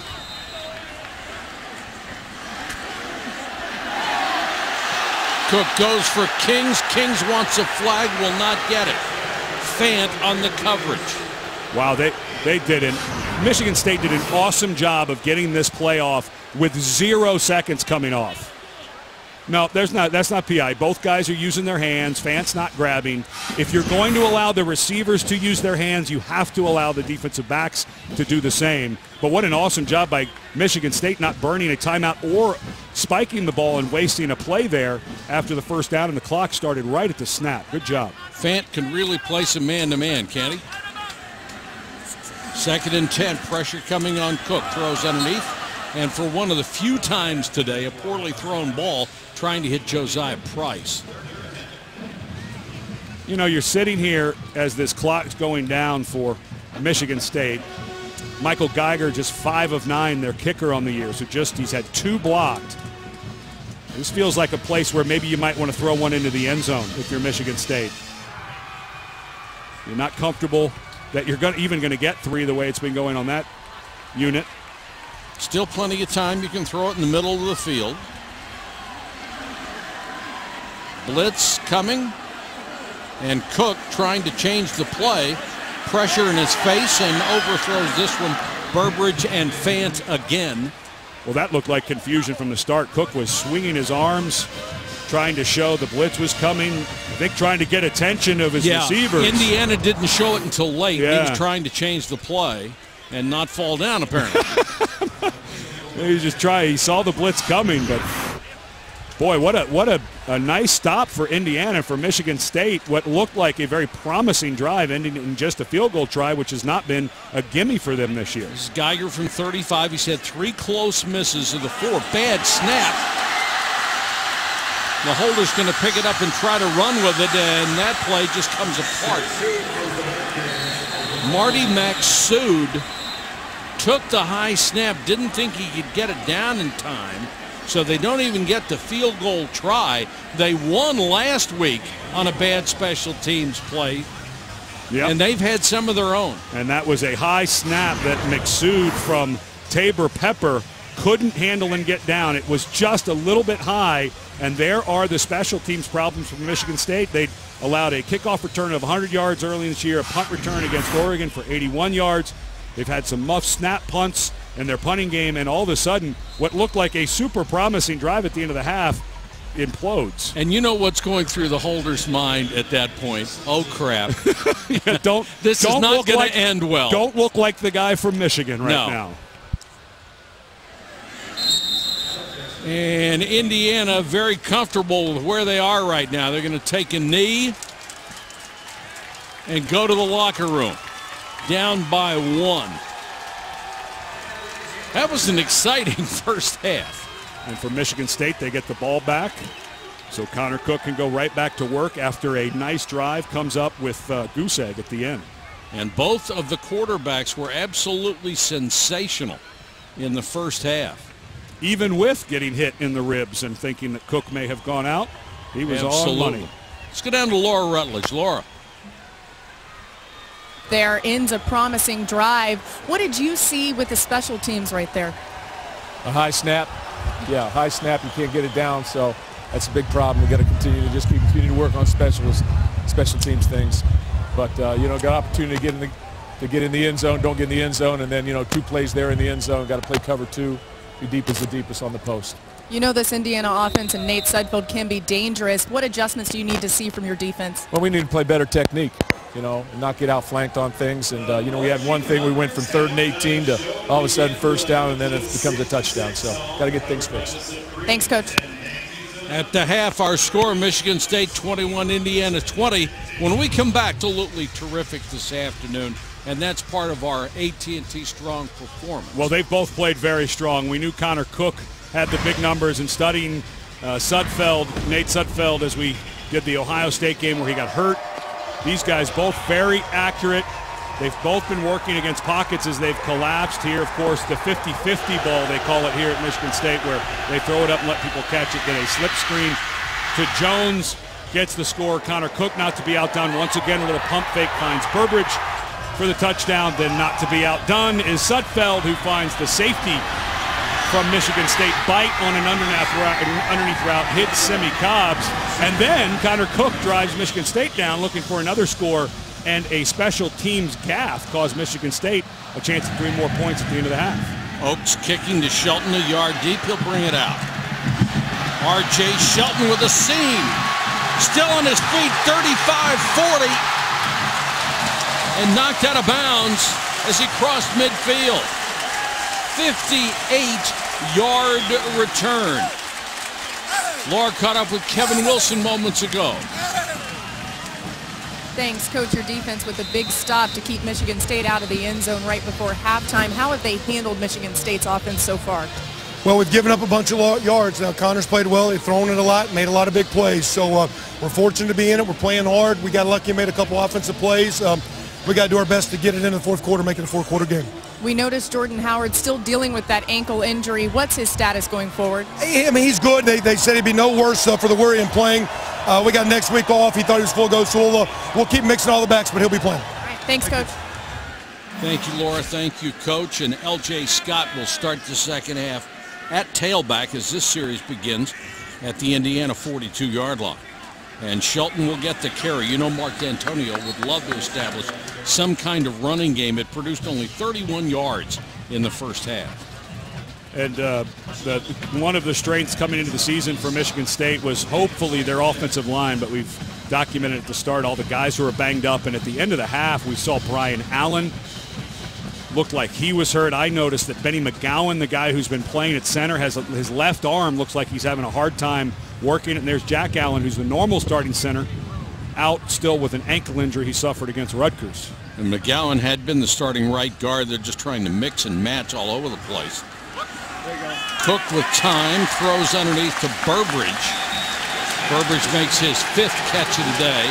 He's thrown to the ground, and the fans are arguing for a flag again. They have just been beside themselves most of the afternoon. Yeah, they had the tackle by Colhoun that looked very similar to that, a little more violent on the throwdown, but the fans here very much remember that penalty on a touchdown drive by Indiana, wanting it again. Not a penalty, that should not be called, but the fans here still a little upset about that body slam personal foul call that did not look like a body slam. Shelton again. This time a little space. Ball came loose at the end of the play, and I think they're going to say he was down or got it back. They were already marking it. Even if it is a fumble, which it is, he got it right back, scooped it. And if you're going to fumble, you might as well fumble it right where your belly's going to be. But that was a fumble. No need to review it because Michigan State obviously recovered. And this is amazing. It was a gain of 4. That's the longest rushing play they've had today by a running back. Unreal. Connor Cook has picked up some yards.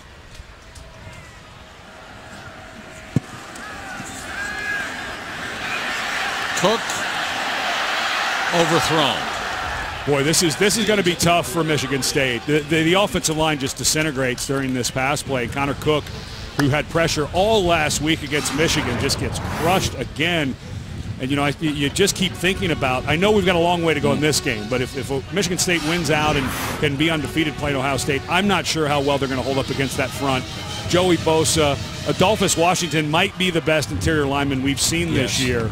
I'm just not sure how well they're going to hold up against that front against Ohio State, if in fact they're able to get there undefeated. That was Darius Rayner who planted him. 3rd and 6, showing blitz, and they're coming. Cook hangs in there, throws underneath, and just off target. It was intended for Kings, and Jamal Cook was with him stride for stride, but that one was on Connor Cook. The blitz came, the offensive line and running backs did their job and picked it up.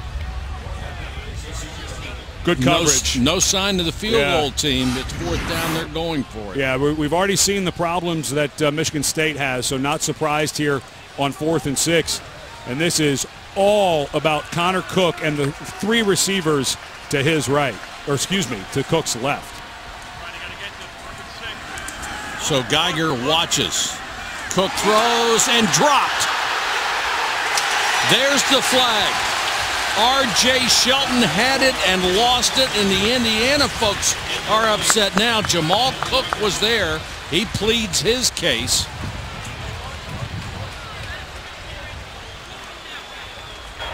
Pass interference, defense, number 20, stop foul, automatic, first down. The true freshman. Yeah, way too much contact. You know, and for Cook, unfortunately, he was in great position. He just had a little too much contact as the ball was coming. Close one. I think that probably is defensive pass interference, but it wasn't that bad. Cook just had bad body position. High snap to Connor Cook, throws the post, tipped incomplete. That was intended for starting tight end Josiah Price. And Cook is just into it with his offensive line right now. That ball looked like it had a little too much heat on it. I'm not sure that last play was pass interference, but if they don't call it, these fans are going to lose their mind. Well, I would hope the officials aren't worried about that. But it wasn't that bad. I think it was pass interference.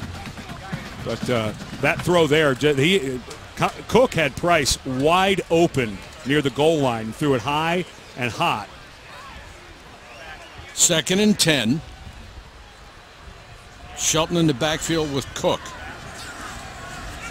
And now Shelton will get the toss.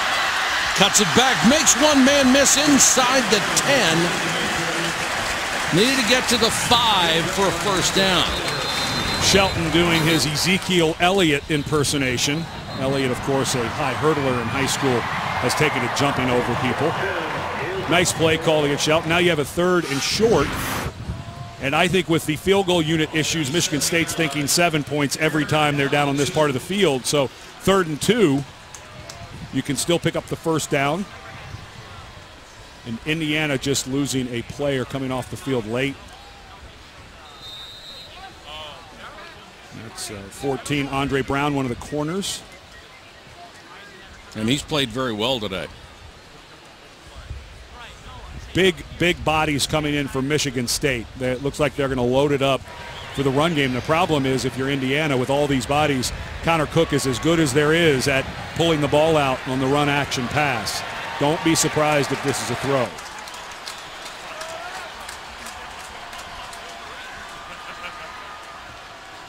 Two tight ends and a fullback. They give it off for the first down, L.J. Scott. It will be 1st and goal. And for the first time, or one of the few times at least, that offensive line able to create some space. And almost after every play, though, I'm watching an offensive lineman. This time it was Jack Conklin, number 74. He gets up. Something's hurting. Not just everybody up there this part of the season is just gritting it out. The bye week next week can't come quickly enough. I don't think there's going to be a bunch of trick-or-treating on Saturday. I think it'll be rest time. Scott got a block, turned the corner, touchdown. There is a flag down.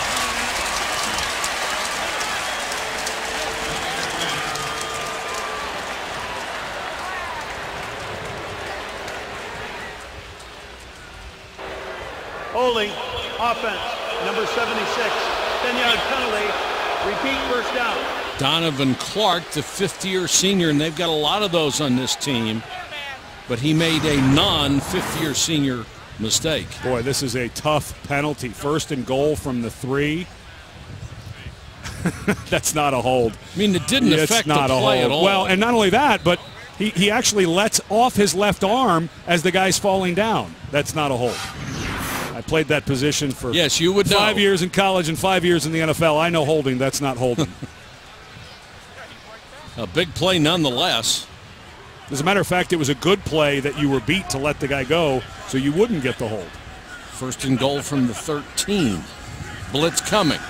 Cook in trouble.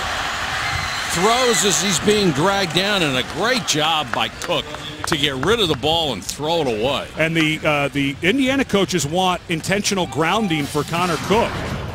Now, the receiver on that side looked like he was going to go long, but there is nobody in the vicinity here. This would have been a huge penalty had they called it. I'm not saying it should have been called. It looked like a receiver could have gone there, but there was nobody within 10 yards of that ball when it landed. And he's hit a cold streak right now, Ed. 1 out of the last 8 passes. And it's hard when a white guy in white is all over your lower legs trying to throw it. They bring Scott back into the backfield. Tried the flanker screen, but that is defensed beautifully and knocked away by Nick Mangieri, who we've seen in the backfield a couple of times today. Well, this is the 3rd time that we've seen Michigan State get deep into territory, Indiana's territory, and then struggle. Wonderful job by Mangieri. That time, Donovan Clark, who has now moved out to the right tackle, not able to get his legs down. Red zone problems usually occur because you can't run the ball. Yep, exactly right. It's just not a part of what Michigan State has. Of course, they lost a great back in Jeremy Langford off of last year's team, but this front is struggling. Huge play here, 3rd and goal. They may be forced to go for the field goal if they can't hit it here. To the end zone, touchdown! Tight end Josiah Price, and a perfect strike by Cook. Didn't have a lot of room to get that through, but he drilled it. And he held it for half a second because Price was covered the first time he looked to him. He knew that the coverage would soften because of where Price was running by the second level of coverage. And Price, a guy who we hadn't seen him much early in the game, had an ankle injury, but a really good threat in the pass game. It's a great way to break a dry spell, isn't it? That was a nice throw. And a good catch in traffic by a tight end. Geiger for the point after. Wow, they're having trouble. That was another almost drop snap by the holder. In just over a half, Connor Cook has thrown for 284 yards and 3 touchdowns for the Spartans.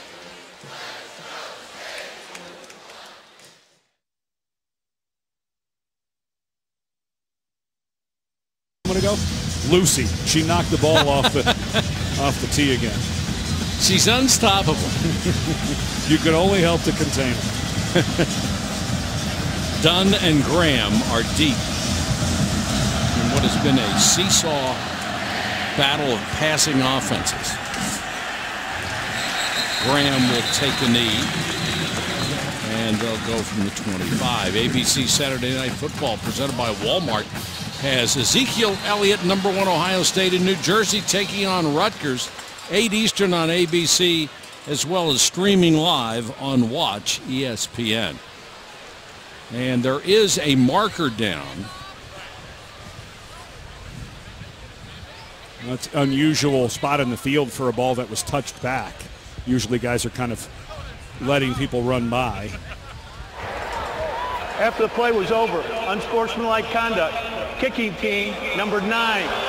Also, unsportsmanlike conduct, receiving team, number 4. Those penalties offset. It's the first unsportsmanlike conduct penalty for each player. The old offsetting penalty. Yeah, that's Chris Covington and Nicholson pushing on each other. Now, they really couldn't tell who started it, and neither one would give up, so that's a good call. Yeah. Sudfeld leads the offense out. He's thrown for 197 yards in the first half. Howard is back out there, bad ankle and all. He's had a couple of pretty good runs in this ball game, and is just determined to play. Sudfeld for Jones. A little hand fighting on the way down the sideline for Colhoun. Yeah, Colhoun was step for step on that time with Ricky Jones. You'd mentioned earlier that Michigan State doesn't quite have the deep threat like they had last year with Keith Mumphrey. Indiana also struggling. If they could get one guy who could burn, Jones is probably their fastest. They could be even more dangerous than they are on offense, which is a mouthful. Certainly caught a lot of deep passes, averaging almost 20 yards a catch, and there's a good look at Howard. Kid just unwilling to give in to an injury, and looks like he's moving pretty well now. They go to Page underneath. Page across the 30 to the 31. That'll leave about 3rd and 4. The linebackers, Bulla and Harris, made the tackle, and all 3 of these starting linebackers are 1, 2, and 3 on the tackle charts for this ball club. 3rd down, Sudfeld underneath to Page. Page initially, it appeared to have enough yardage for the first down, and he looked like he was starting to come back. I'm not sure if he came back on his own or was driven back. Well, they marked it as if he was coming back by the defender.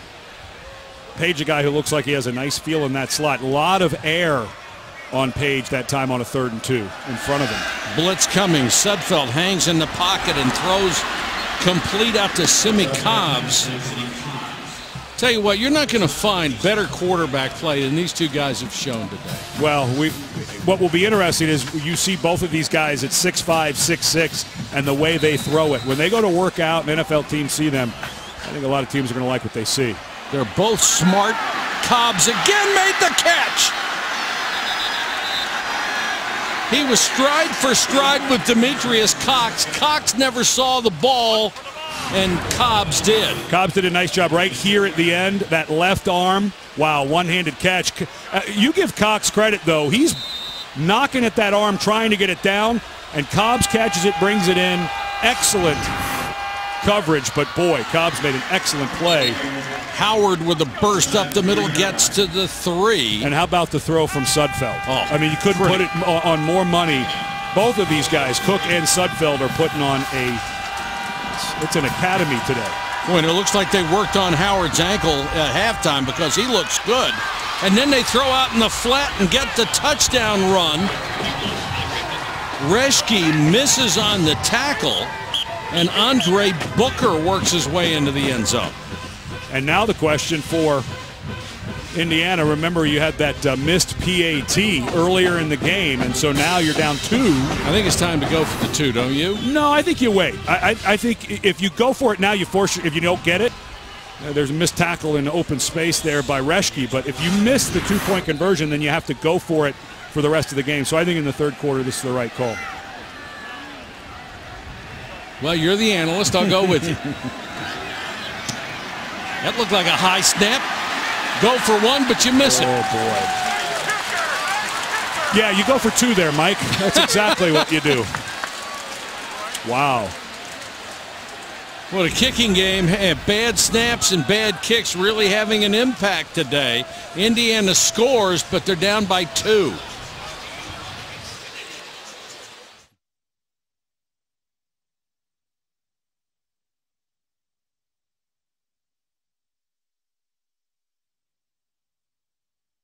To be so banged up. Jack Conklin now icing his left hand. He's been doing that for a little bit.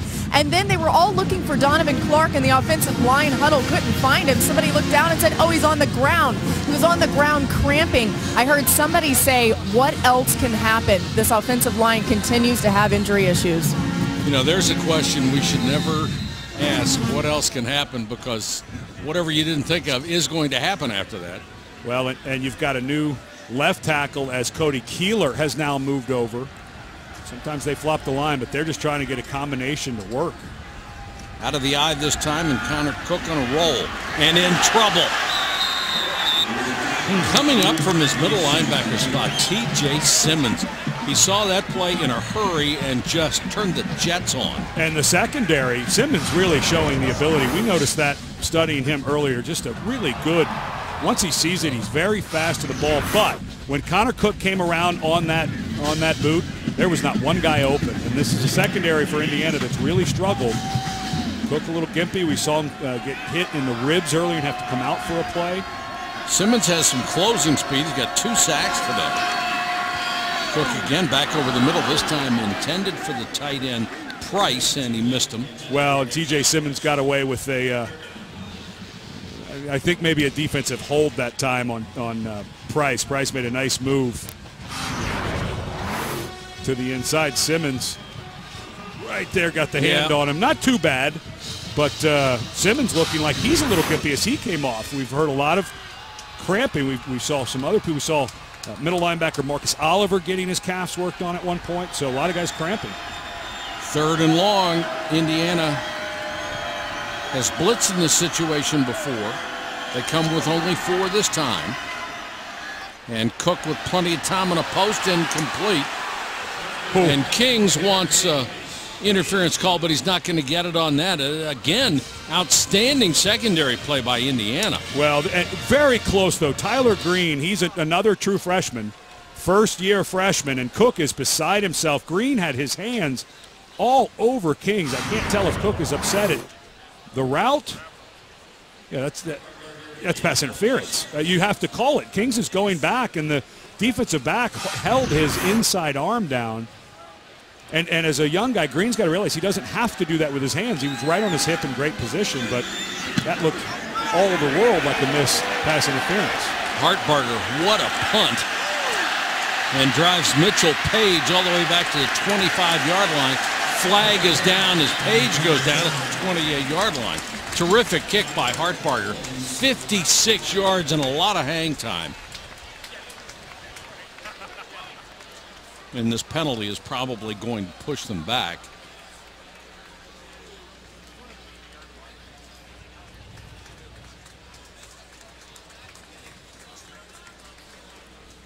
During the return, illegal block in the back.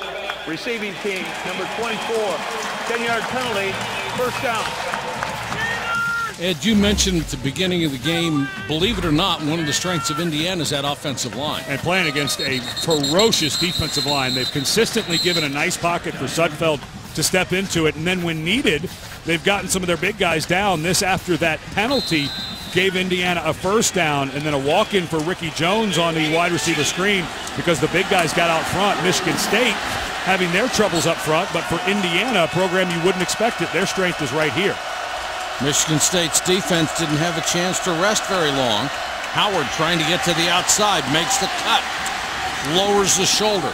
This guy is a beast. I'm telling you, when he gets a chance to go to the NFL, somebody's camp, he's going to stick.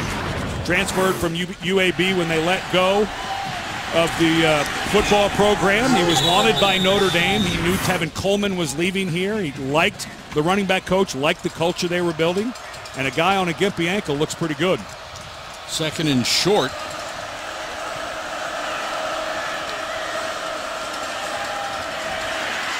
Tried to get it to him, and that's a tough catch for a running back to make as they let the lineman through and then tried to throw it by him. And Lawrence Thomas, number 8, was right in the quarterback's face. Yeah, I'm not sure Thomas maybe didn't get a little piece of this.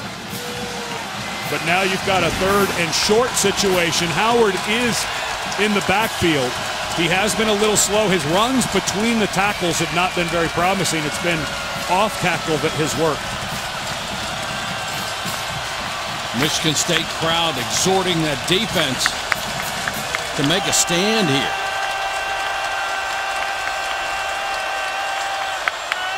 Fake it to Howard. Sudfeld under pressure and throws incomplete. Pressure changes everything. That was there. That play was they were going to have two guys open. And Shalit Calhoun, who's been very quiet today after a monster game against Michigan, does an excellent job. He beats the blocker to the inside, and Sudfeld has Cobbs open, working one-on-one against the safety in Miller, and is not able to get it done. Good job by Calhoun on the inside move. Calhoun, the 2-time Defensive Player of the Week in the Big Ten. McGarrett Kings' deep Toth got a nice kick, gets the bounce. Beautiful roll for Indiana. All the way to the 11-yard line. We check in with Robert Flores. Robert.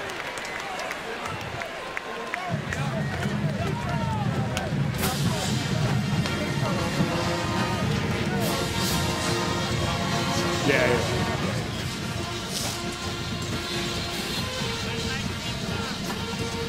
That is the stunner. So was the 63-yard punt here, Robert, that pushes Michigan State all the way back to its own 11-yard line. They are up by 2 with 7:52 to go third quarter. Howard he looked a little better coming back. You know, sprained ankle, Kevin Wilson said to Laura earlier that they were told it couldn't get hurt, where sometimes it gets a little better as you get some of that movement going, but also could have gotten a little medicine, a little pain medicine at halftime potentially.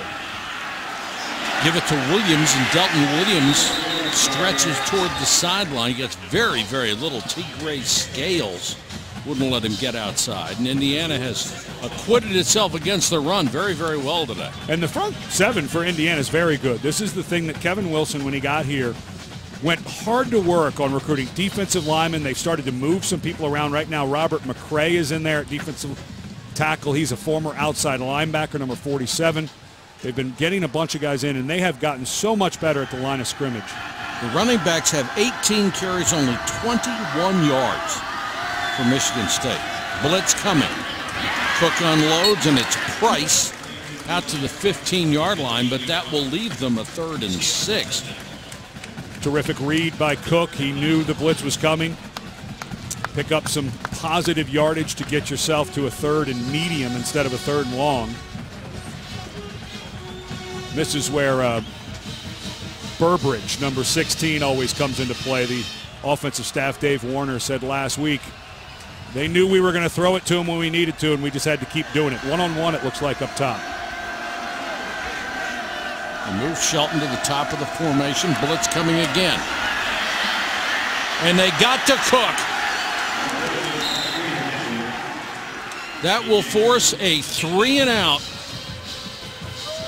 3 sacks today 4 sacks today for that Indiana defense. That gives them 21 for the year. They came in the top 4th of the nation. And I've been talking about Darius Latham. I talked to him at the beginning of the game, but boy, Ralph Green has played just a monster game in the middle. I know he's not getting that sack, but believe me, he's the one who caused it. Yes. He blew up an offensive lineman and a running back, and Cook had nowhere to go. Line drive, very, very short kick taken by Page. He's down near the 40-yard line. Only a 33-yard punt. It wasn't very high. The kicking game has had a tremendous impact on this ball game. Sudfeld will lead them out when we come back. This game, 2 missed point after. Indiana with great field position after the short punt. And they go on the ground to Majette on the first play, and Majette finds running room, picks up 9, almost 10 yards on first down. And wow, as Indiana's going fast, but that middle of that offensive line, that was 4 yards of push. 2nd and 1, Majette will get the first down to the 30. Majette, a guy who, true freshman, came in, was playing some receiver or kicking, kick return. When Jordan Howard went down a few weeks ago, they said, let's give him some run. Last week against Rutgers, he just exploded. So they're getting him a little bit of run, a little more explosive at the running back than Howard, who goes for the power. Averaged over 7 yards a carry last week. Sudfeld changing the play. First down from the 30. And good out of the backfield, too. Majette again. Cuts it back off tackle. Got everything out of that when he could. Picks up 5.5 yards. Stopped by John Reschke. Michigan State's defensive line is being drive 2 and 3 yards on every running play now. I mean, they're just getting knocked off the ball. With that field position that they were given, Indiana is smelling some blood here. Indiana going at light speed, and that ball batted down at the line of scrimmage. Lawrence Thomas timed it beautifully. Can't get there. Keep your eyes on the quarterback and jump. Hit him right in the hands, didn't it? And that was wide open for the first down. Nice job.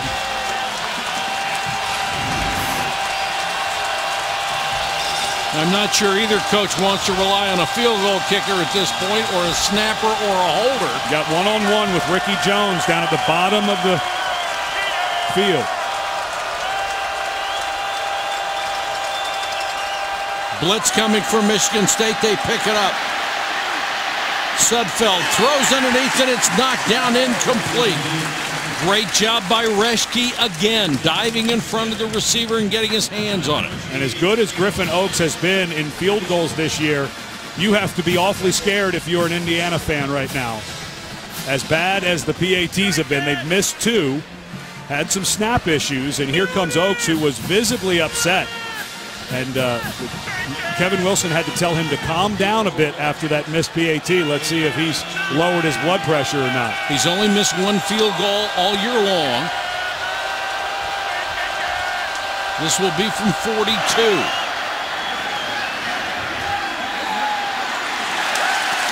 Holy cow. Eric Toth, the punter slash holder, had a high snap that he had to get down. I'm not sure if it got down. And the nightmare day for Griffin Oaks. I mean, just the nightmare day.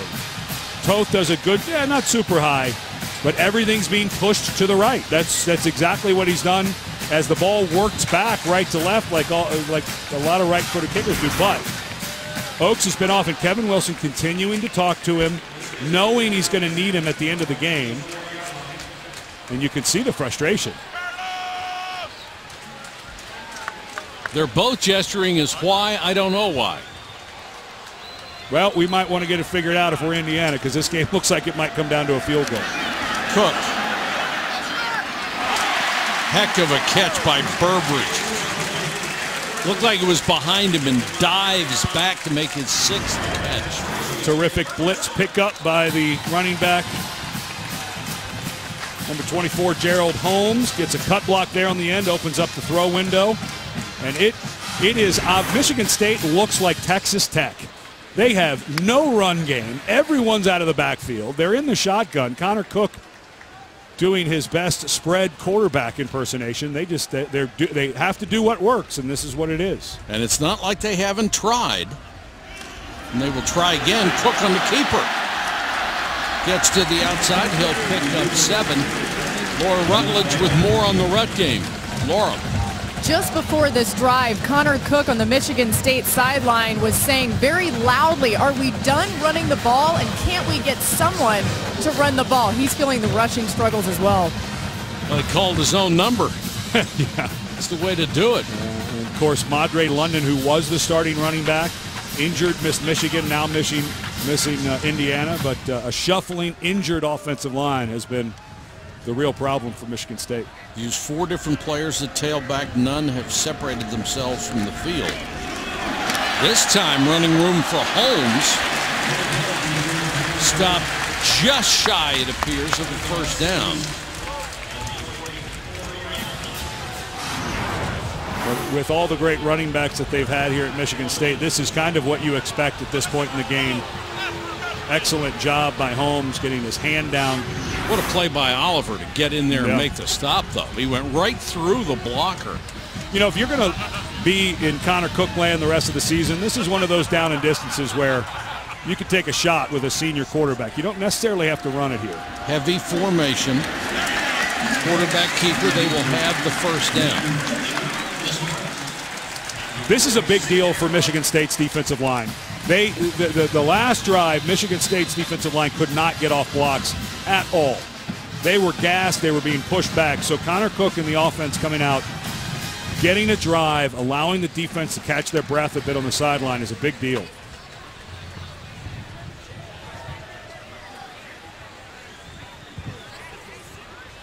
Defense getting a breather right now.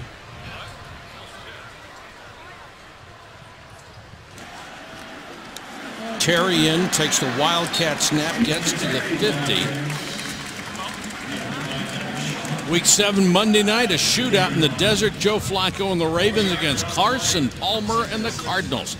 Coverage starts with Monday Night Countdown at 6 on ESPN, as well as streaming live on Watch ESPN.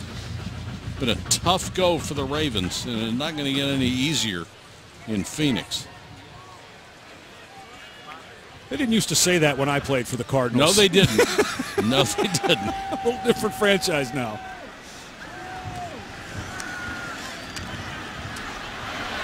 Cook. All the way down to the 30-yard line. He is fun to watch throw the ball, isn't he? Yes, it is. It just comes off easily. He's athletic enough to be out in space. He's got this lean he does right before the snap. I think he's trying to get the center's attention by leaning over that way. But this is just a bullet to Holmes. And they very seldom throw to the running backs. We asked Connor Cook about that the other day. He says he likes to throw it downfield, and that wasn't a swing. They sent Holmes out in the pattern. That's one of the reasons he had an opportunity. Stays in as the tailback. He'll get the carry. Holmes picks up about 7 again. What a nice job. Dave Warner, the offensive coordinator, is calling a beautiful game. He really is, given all the things that Michigan State has had to deal with. And now, as Indiana starts to get a little tired on their side of the ball, there's Dave, Jim Bowman there to his right, longtime coach at Ohio State, the co-ops coordinator. But Dave Warner, who we met with, I think doing a great job just finding what's working. And now he's got a little bit of a run game going. So let's milk the clock and see if we can't get another one. Holmes again. Got the first down inside the 20 before he's pushed back. Good hard run. And, oh, no, an offensive lineman looks like Brian Allen. They cannot afford this. Brian's brother Jack, the normal center, is already out with an ankle injury. I mean, virtually everybody that's playing is banged up. There's Jack looking on. But this has been just a really tough run for Michigan State. And now coming in at left guard is David Beadle, a guy who wasn't even on the 2 deep coming into today's game. Number 59, Beadle, has to come in. The redshirt freshman. And that will be the end of the third quarter here in East Lansing. Both teams indicating that the fourth quarter is ours. We will see.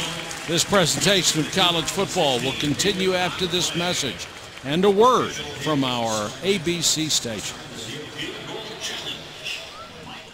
Cinnamon in it. Cinnamon? Yeah, you go to Cincinnati, Highline Chili. Cinnamon. Cinnamon? I like it spicy. But some people in this part of the country go with a sweeter cinnamon finish. Cinnamon on cinnamon rolls. It's pretty good. It's just got a sweeter finish. Cook, pump fake. Intended for McGarrett Kings. Well covered. Safety came over at the end. Boy, they will throw that pump fake. They call 5 or 6 of those a game. Hit one last week to McGarrett Kings late against Michigan. Get them back in it. His 30-3 record is the best among active quarterbacks in all of FBS. And he is the winningest in school history.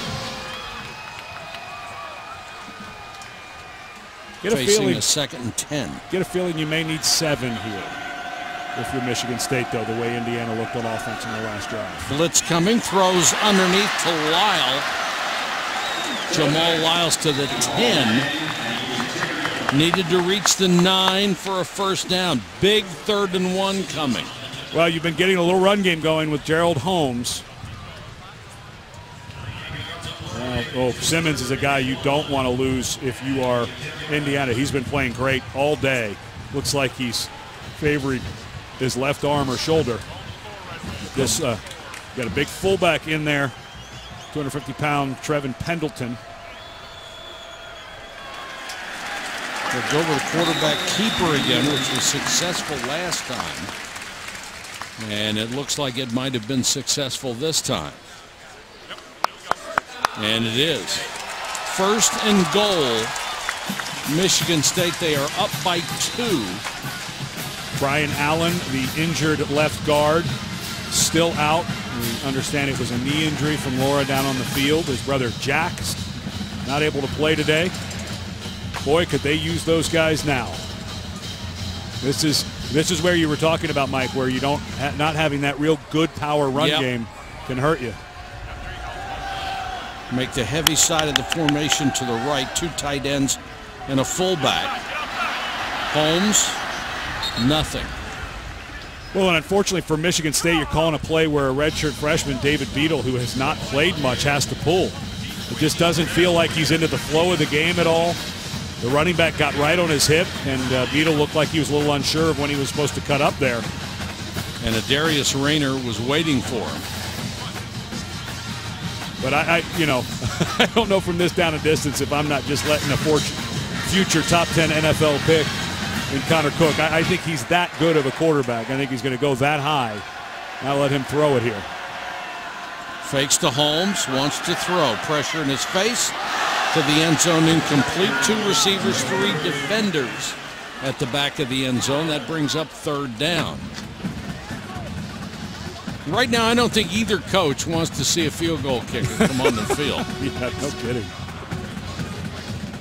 Of course, if you're Michigan State, unless you get down to like 4th in goal inside the 2, I'm not sure you're going to go for it here. I think you'd still go for the field goal, but you're just not going to be happy about it. No, but I still, you get down inside 2 on 4th down and goal, I think you may be going for it.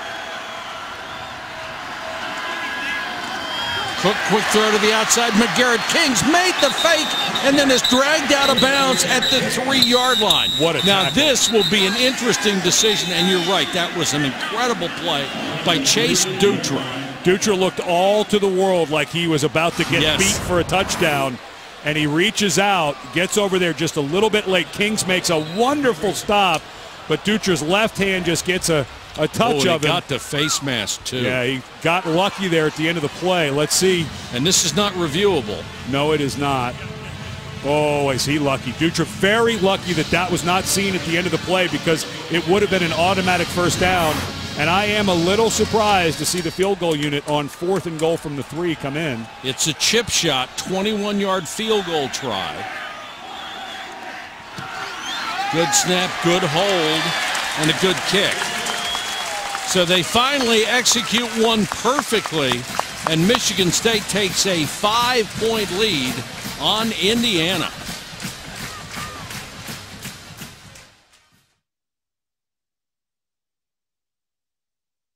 At the University of North Carolina spends a whole lot of time getting his big players ready to play and looking for a signature win. It would come because of the offensive line and some defensive pressure from the front that Indiana has been able to generate. And they'll start from the 25. Let's take a look at the bright side, brought to you by CarMax. We wanted to send a shout out to our usual sideline reporter, Jerry Punch. The good doctor was a family man last night, attending his son Logan's final high school football game. Logan, a center for Knoxville Catholic, the Fighting Irish down in Knoxville, Tennessee. Doc's daughter Jessie, his wife Joni, joined Logan in the celebration. Knoxville Catholic doubled up on Cloudland High School, 46-23. Way to go, Jerry. And way to go, all the punches. And Logan, I don't think his career is done. No. Terrific deep snapper. It's right there in Knoxville. The Volunteers have been talking to him a bit. His career may go on. Sudfeld. Wow, what a catch. Yes, it was. Jones went right down to his shoe top to take that one off the grass. And Indiana just is not flinching. You know, they're just going nowhere.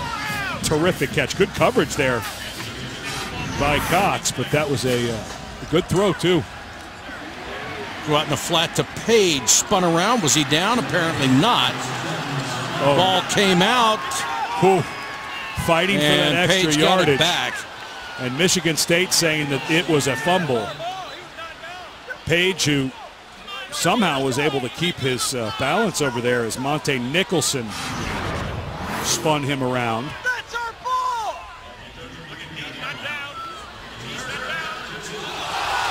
I don't think he was out of bounds. I don't either. Don't think he was down. Now, well, they're going to review this. Now, Michigan State, the question is who recovers it, because Page, as Page goes down, it didn't look like he was out of bounds, but watch as the ball comes back. The question is, can you tell? It does look like Lawrence Thomas has it. The ruling on the previous play is that the runner's progress was stopped. The previous play is under further review.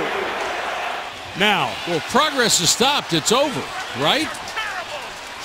Well, what they're going to look for is to see if the ball came loose before his progress stopped is the only thing I can think, because if they've ruled the progress is stopped, I'm not sure how you overturn this. I'm not either, because if you say the progress was stopped, the play is over. I think what they're wondering is when that ball started coming loose. But you're right. If they're saying progress is stopped, the play is dead. Done. It's dead before the fumble. And to my knowledge, it's not reviewable if the progress stops. So either the official is wrong about what he announced. I'm wondering if what they're looking for is to see if Page, the ball was loose before his progress stopped. Well, that's the only thing I can think. Well, no, if the ball is loose before progress stopped, then the ball is live, so it's no longer the ball. But what they're looking for is whether or not he stepped out of bounds. They are not. We are getting word from the review booth that they are not reviewing whether this was a turnover or not, just whether he stepped out of bounds. Now, it's hard to tell. His toes appear to be above the line. And his left heel will continue to drive out. That looks like he's in. Now, if it's one of two things. Either the referee announced the wrong thing. Well, we'll see what they're reviewing. We'll get we have communication down to our truck to the replay booth. We'll have to ask what exactly they were looking at, because if the forward progress stopped, I'm with you. Play's over. But the only thing I can think is if the ball was loose before his forward progress, they ruled it, then it's a live ball. But if you announce that forward progress was stopped, there's nothing else you can look at. Well, no. It's the same as if you say a guy was down and he wasn't down. If the ball was loose before his forward progress was stopped, then it would be a live ball. That's all. Only if it came loose before he was stopped is what the only thing I think they could be looking for. But that is so hard to tell. Oh, no, to go back. No, I don't think the ball did come out. If they're saying progress stopped, and if they say that his forward progress stopped,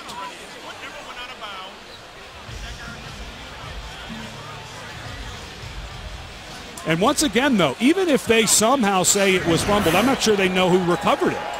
After further review, the ruling on the field of progress stop stands as called.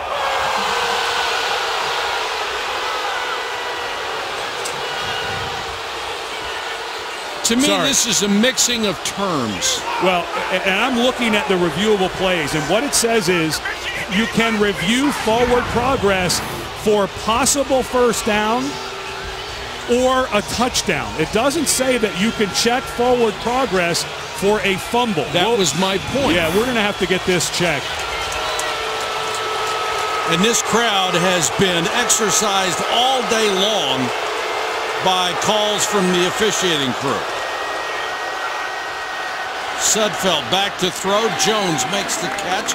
Knocked out of bounds up at the 43. I'd like to find out, if we could, if the official's announcement of forward progress was the one that he wanted to make. It would appear that it was, because he made the second announcement of forward progress.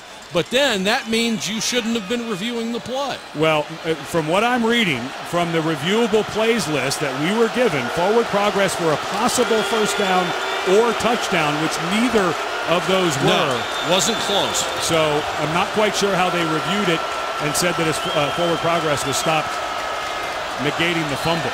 Well, it's an academic argument at this point because we have moved on. Ball start, offense, number 77, 5-yard penalty, remains first down. It's a big right tackle, Dimitri Camille.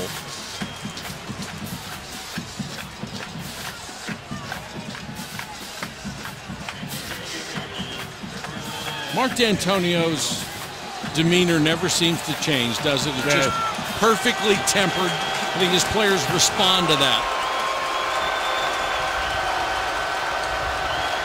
First and 15, Sudfeld under pressure. Can't get away, taken down at the 30. Joel Heath got him and wouldn't let go. Well, there's that defensive line that got a little bit of rest with that last drive by Michigan State. We were talking about how tired they were on the last drive. They don't look tired here. They blew up that offensive line. Malik McDowell got great push, and Heath finished it off. Indiana has to be careful here. Very, very long distance, and Sudfeld comes out throwing, tipped and incomplete. Simi Cobbs had a shot at it, got his hands on it and lost it to Jermaine Edmondson, who wouldn't give up. This is the throw we've seen Connor Cook make a bunch of times. You throw it behind them, and you're right, Edmondson didn't give up, but that's a guy 39 who practices against that a lot because Michigan State throws that ball a ton. So he's used to finishing him out. Edmondson used that technique of running his hand up between the receiver's hands inside his arms, and he knocked it away. 3rd and 23, you're not going to have time to sit in the pocket long enough for someone to come open 23 yards down the field. So you've got to get something with movement where a guy can keep running. Look one way, come back the other. Complete it to Graham.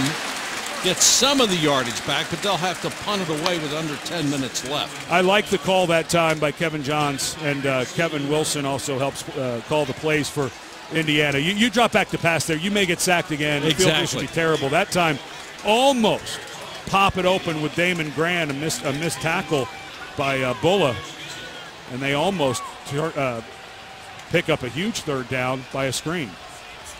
Toth will kick to Kings. Low driving spiral. Kings back to the 12.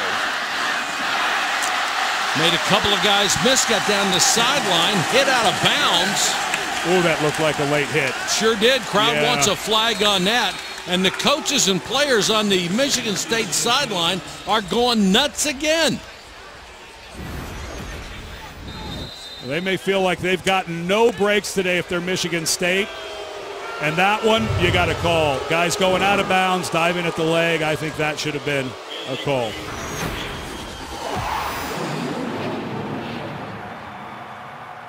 With the crowd thinking they were going to get the fumble the whole time.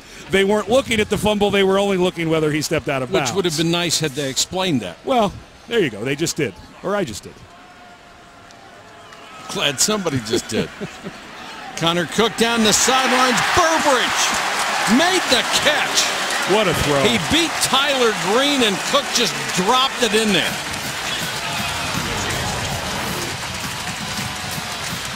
Good pocket that time for Connor Cook to stand tall. Coverage is there. You just can't throw it any better. You got a true freshman Green doing everything he can, grabbing at the arms of Burbridge. Touch pass or a missile, it makes no difference. Connor Cook has the entire repertoire. Indiana fans probably a little mad they didn't get Cook. His dad was a tight end for well, they were 0-11 when he was a senior, so maybe that's the reason they didn't get him. Blitz coming. They pick it up. Great blocking. Cook on the post and just missed him. Checking in with Robert Flores. Robert?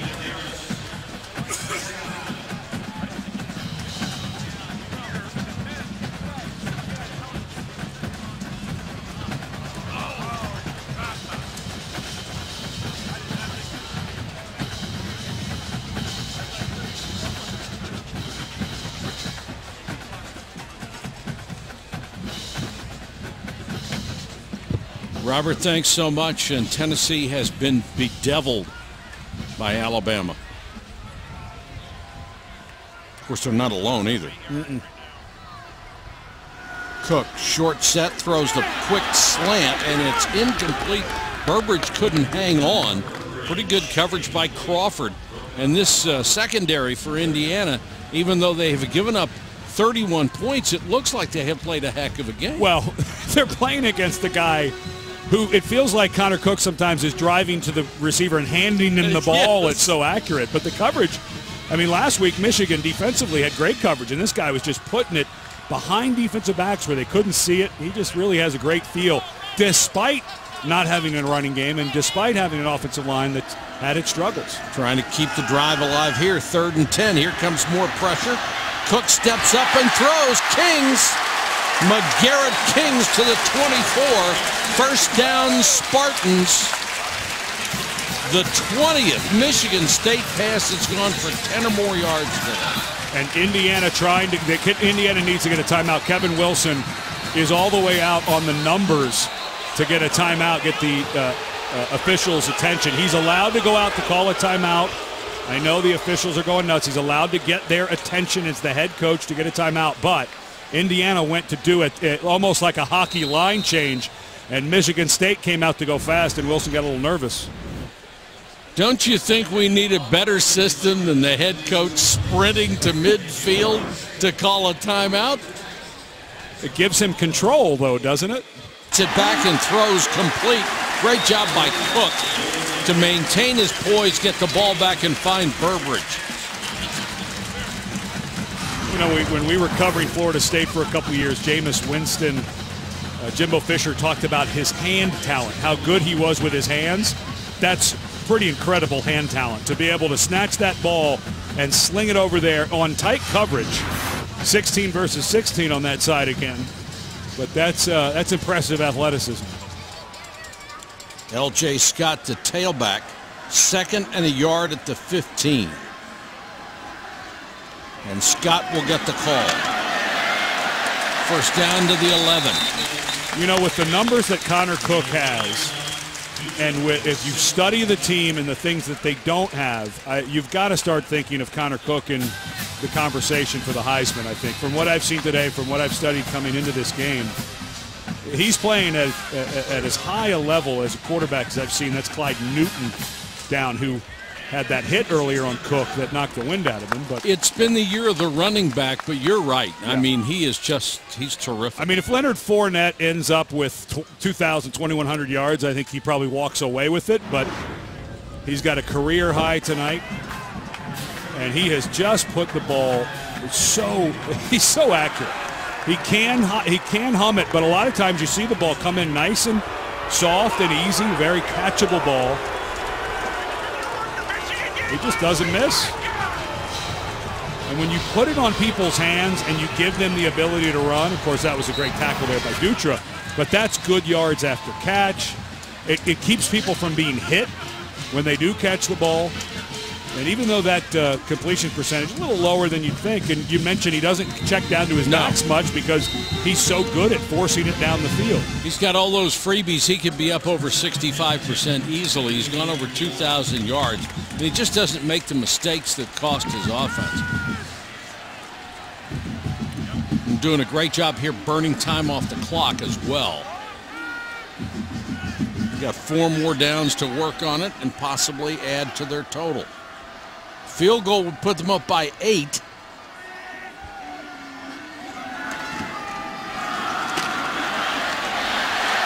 Inside the 5 for L.J. Scott. They get a first down at the 1. 233-pound true freshman with Madre London out. He started to get a lot more carries. Good job holding onto the ball there. Boy, he ran into his own guy.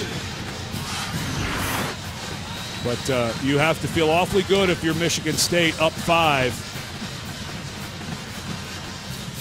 If you're Mark D'Antonio, there's just no way. Nice job working the clock here by Michigan State, melting it away. But I just don't see him running out that field goal unit.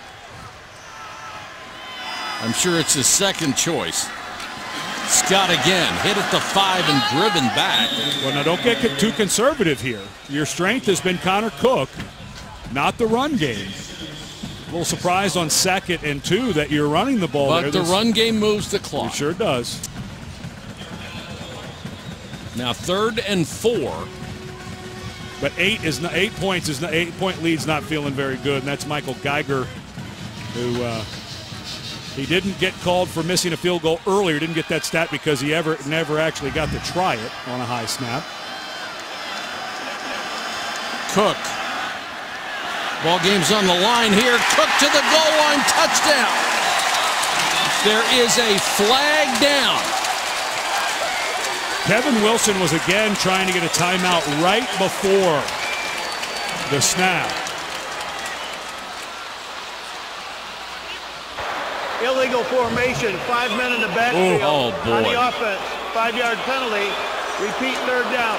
They simplified this rule a few years ago. A legal formation is 4 guys in the backfield, not 5. And because Scott is in the backfield, you have 1, 2, 3, 4 receivers. Scott needs to be a true freshman walking away. He needs to be up on the line of scrimmage to cover up that left tackle, meaning that left tackle can't have somebody have a free, it has to have somebody outside of him on the line of scrimmage. So Indiana's still alive. It's 3rd down again. This time, though, it's 9 yards. Looks like they're only going to rush 4. Now they come with a blitz. Cook hangs in, throws for the end zone. Touchdown. R.J. Shelton has been quiet in the second half. And it looks like he made a banned gesture after the play. You just can't throw the ball better than Connor Cook. And you can't do that. Just unbelievable. Guys are still doing that move after you get flagged for it every single time. There has been so much made of it that you can't do it. The result of the play is a touchdown. After the play is over, unsportsmanlike conduct on the offense, number 12. That penalty will be enforced on the kickoff. Crowd doesn't like it, and Mark D'Antonio doesn't even know what he did yet. They'll see it on the film when they look at it. And what a big extra point. We've had 2 missed extra points from Indiana, and now up 11. If you kick this, you're up 2 touchdowns. If you miss it, you're up a touchdown, 2-point conversion, and a field goal to tie you. So a big extra point here for Michigan State. Connor Cook has now thrown for 398 yards, 4 touchdowns, and has hit 30 out of 52 None prettier than that one. I'm not sure the Heisman is for MVP, but it's hard to say that that guy doesn't deserve consideration for just that. Graham on the return. Working his way for every yard he can get up near the 40. And now for Indiana, they have to go super, super fast. Down 2 touchdowns, 4:47 left. You cannot mess around. They're used to going very fast. And let's see how Michigan State in this last 4:47 tries to rotate some defensive players to keep them fresh. Let's go to the sideline, Laura Rutledge. Laura? Watch Indiana's communication on this drive. Quarterback Nate Sudfeld went over to the offensive line and said, guys, be aware it's going to take a little longer to get the call when it's so loud. Be patient, and I'll try to be as loud as possible. Thanks, Laura. He's also got to be as quick as possible. Play fake there. Sudfeld trying to get rid of it, but he's down. Sacked back at the 32-yard line. And that was Calhoun with his 6th sack of the year. Well, even if he wasn't down, which he is, they may have gotten intentional grounding, which would have been the same as the sack. But Calhoun rather have the sack stat than the penalty. Sudfeld. Jones got his hands on it, couldn't hold it. Demetrius Cox was there, but that was a great throw by Sudfeld and a makeable catch by Cox. Have we seen either quarterback really miss many throws at all today?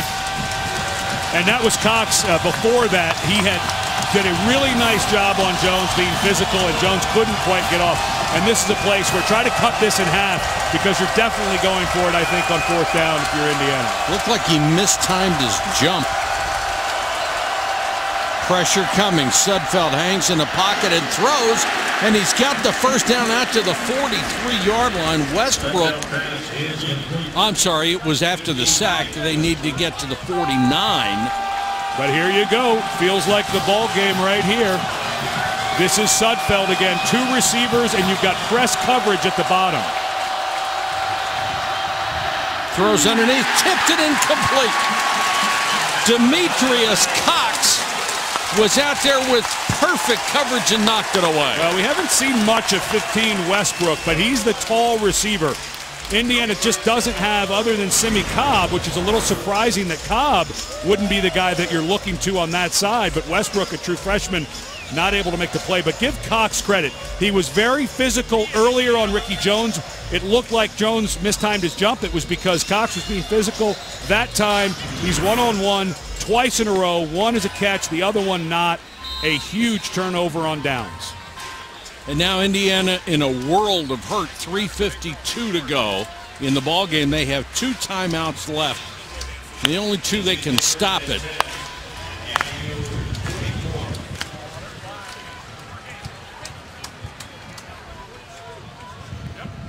Williams in at tailback. He'll get the carry. Williams hit in the backfield and taken down, and Clyde Newton, who was shaken up earlier, got a free ride and buried the running back behind the line of scrimmage. And you know what? Connor Cook may not break the single-game passing record now. Indiana taking one of their timeouts, trying to save it. We're not sure why you'd take that on 1st down. With 2, you'd want to take it after 2nd, because if Michigan State were to pick up a 1st down now, you've wasted that one. Well, it's almost academic. You know, you take him when you can. Well, I would say it's academic, except what happened in Michigan State versus Michigan last week, right? I mean, at the end of that game, that's you an think outlier. Well, but you've got to play for the outlier, right? You have to play for good point. A potential bad snap, the punter dropping the ball, and if you don't have those 10 seconds, you know, if you go back, and we'll show you all the things that had to happen, but the defense had to get a stop. The defense had to get several stops to make this happen. First, you have to have a bad snap. Check. Michigan punter Blake O'Neal has to drop it. Check. The ball has to be batted up in the air somehow by him missing the kick. Has to be caught by a guy who's not surrounded by defenders. That's Jalen Watts-Jackson. He takes it downfield, picks up good blocking. He couldn't be tackled, couldn't be forced out of bounds. All those things and more. I mean, the punter has got to pick it up after he snaps it instead of falling on it. Grayson Miller and Jermaine Edmondson. Edmondson threw that block, but it was Miller who made the ball pop up. But, you know, if you're Indiana, using that timeout at the wrong place or the right place, well, you use it at a different place, not wrong, just make it a different choice. But that could get down to where you don't have those 10 seconds at the end of the game to make the play. Scott breaks the tackle. L.J. Scott still on his feet down to the 26. That's a first down. Well, nice hard run by Scott. ESPN has a big doubleheader coming your way. Texas A&M and Oxford against Ole Miss. That's ready to kick off. Then the Pac-12 center stage, number 10, Stanford against Washington at 10:30 Eastern. Now they have used they used a second timeout to stop it? No, they're letting it run, and they're in a place where they're getting down to where Michigan State's not going to have to run the ball. They're going to have to do offensive plays now. They can't take a knee to end it. Straight up the middle for about 3 for L.J. Scott.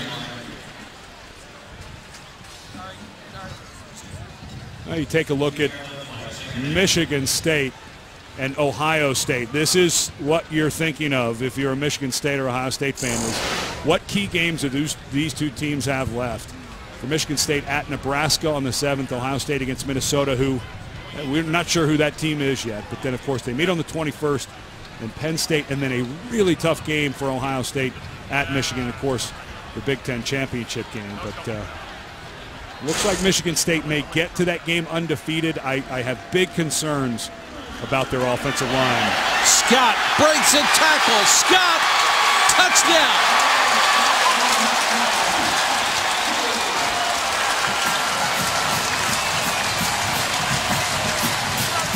Keep in mind that scenario. We just showed you that schedule. But if Michigan State, Ohio State, and Michigan all finish 3-1, it's going to be a white knuckle ride for everybody until the committee decides who's the top team.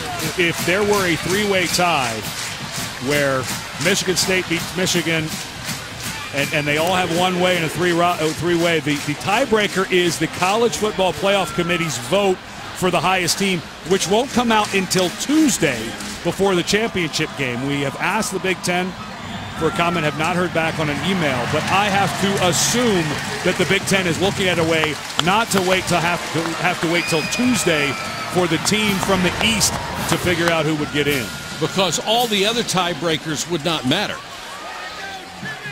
And Mark D'Antonio knows they have salted this one away. And D'Antonio knew coming in, they had that huge emotional win against their in-state rival last week that ended late. They come home. They're playing an Indiana team that just gave it away against Rutgers. He was very worried about this being a trap game because they do have a week off, which they need desperately. They need to get Jack Allen healthy, offensive line, Brian Allen healthy in the offensive line. They're likely to get a couple of defensive backs back after the bye week. So what a huge win and a brilliant performance by Connor Cook. And I still don't think he's going to break 400 yards and the single game record because they finally got a run game going. Hey, here's a stat I don't think people are aware of. Michigan State has won 21 of its last 22 games in the Big Ten. That's stunning.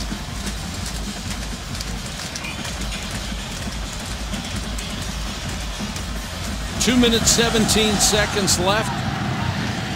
Too much time to make up a 45-26 deficit.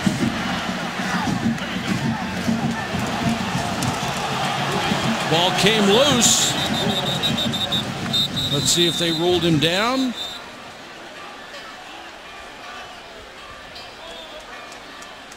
Michigan State saying they had it.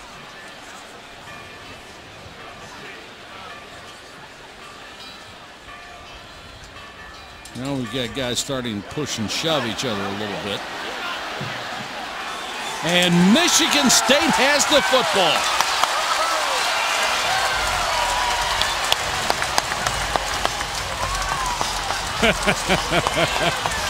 Connor Cook's loved the special teams all of a sudden. Rolling on the field is a fumble recovered by Michigan State. First down. Whoa, that was excellent work Chris Fry recovered, took the ball away from the return man. Well, he was sure in there fighting for it, wasn't he? And unfortunately now, Indiana is so close. They really are. I mean, just right on the edge of being a really good football team. And Michigan State has to run offensive plays here. They can't quite run out the clock with Indiana having one timeout, and because the clock was not running when they got the ball back, they're not going to be able to quite run this out completely without a first down. But here's Indiana down the stretch. It has been a brutal run here. Ohio State, Michigan State, they, like Ohio State, now get a bye. And the question for Indiana is, can they get 2 wins down the stretch? I think they're better than Maryland. I think they're better than Purdue. If Kevin Wilson can get this team a little healthier during the bye week, get Howard more healthy at running back, I think if they can hold together, I'm not saying they're out of both of those games before that, but I think they're better than both the teams at the end, and I think they will get to a bowl game. Another break of the line of scrimmage. Holmes, touchdown, and Indiana is just worn out up front.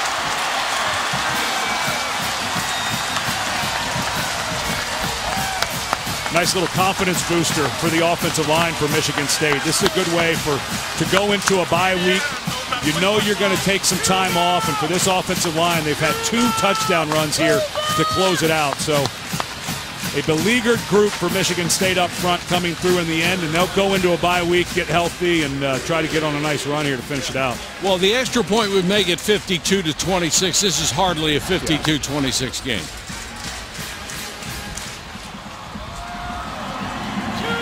And they're just happy to execute a couple of kicks. Yeah, the offensive line in the kicking game needed some confidence. Happy groups. Yes.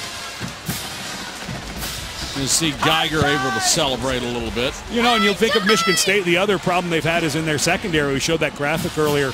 Only 2 of the top 8 defensive backs coming into the season remain active, and yet they hold Indiana to 26 points. They only had the one real breakdown. He's always been gifted. He's always had a great arm. We saw him last year. He had little moments where he'd kind of not be accurate, not have a feel. I just, in studying him so far this year and seeing him today, there's just not one throw that's off the mark. Not one. No. It's really impressive.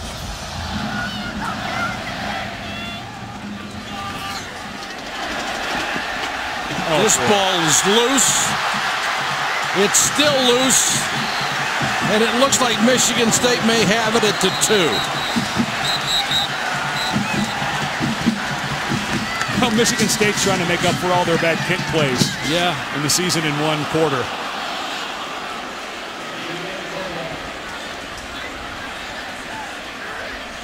Well, this must have been what it felt like on the Titanic. Here, let me go. Let me get one. Can I throw one? Just one pass? Is that ball on the 2-yard line? I only need 2 for the record. Well, you have to feel bad right now for Indiana for everything that's just come apart here at the end after they played so well and so hard. And like Michigan State, they're going to get that bye week when they really need it to get Howard to 100%, where he can just turn around and run for 150 the way he had been at the beginning of the season.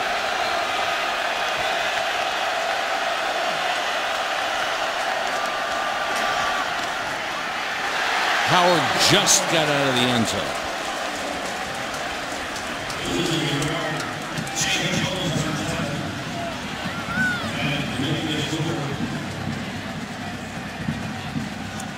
It really is impressive what Mark D'Antonio has done here. And I know all the hype around Jim Harbaugh at Michigan. And I don't know that going forward, D'Antonio is going to win as much as he did, and Michigan State's going to win as much as they did against Michigan with Harbaugh there.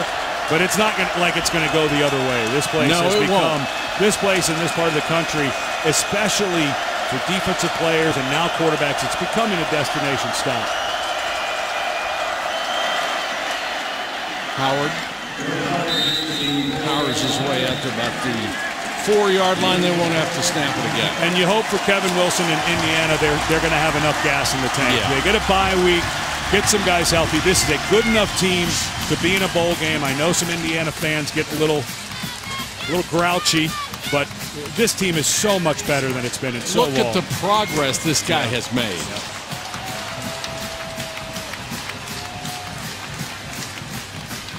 Michigan State with its 12th straight. Connor Cook with another brilliant performance, and they survived the celebration hangover, which was worrying them all year long, or all week long, after the win over Michigan. Let's go to the field and Laura.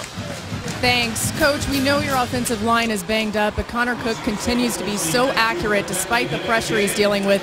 What do you make of his performance tonight? Well, gutsy performance. I thought he got hit a number of times tonight, and clutch catches again by our guys, and made plays. The score is not indicative of how close the game was, obviously, but hey, just keep playing. Keep playing. We're 8-0. We keep moving. 2 rushing touchdowns to close this one out. How big was that for your offensive line to give them some confidence going in the bye week? Well, very big, just the fact that we could run it. The running was sort of tough early on. But, credit Indiana. They're playing well and everything. So, we busted a couple open. This bye week comes at a pretty good time for you. What are the plans for the bye week to make sure everybody gets healthy? Well, we're not going to practice. We need to get our guys back healthy. But we're going to work our guys hard, and, we'll get back stronger and faster, and we'll be ready. Thanks, Coach. Thank you. Always a gentleman, an exceptional coach. And he has his ball club undefeated again. The final, Michigan State 52, Indiana 26 for Ed Cunningham and Laura Rutledge. This is Mike Patrick. Thanks for watching. So long from East Lansing. Let's send you to John Saunders in the studio.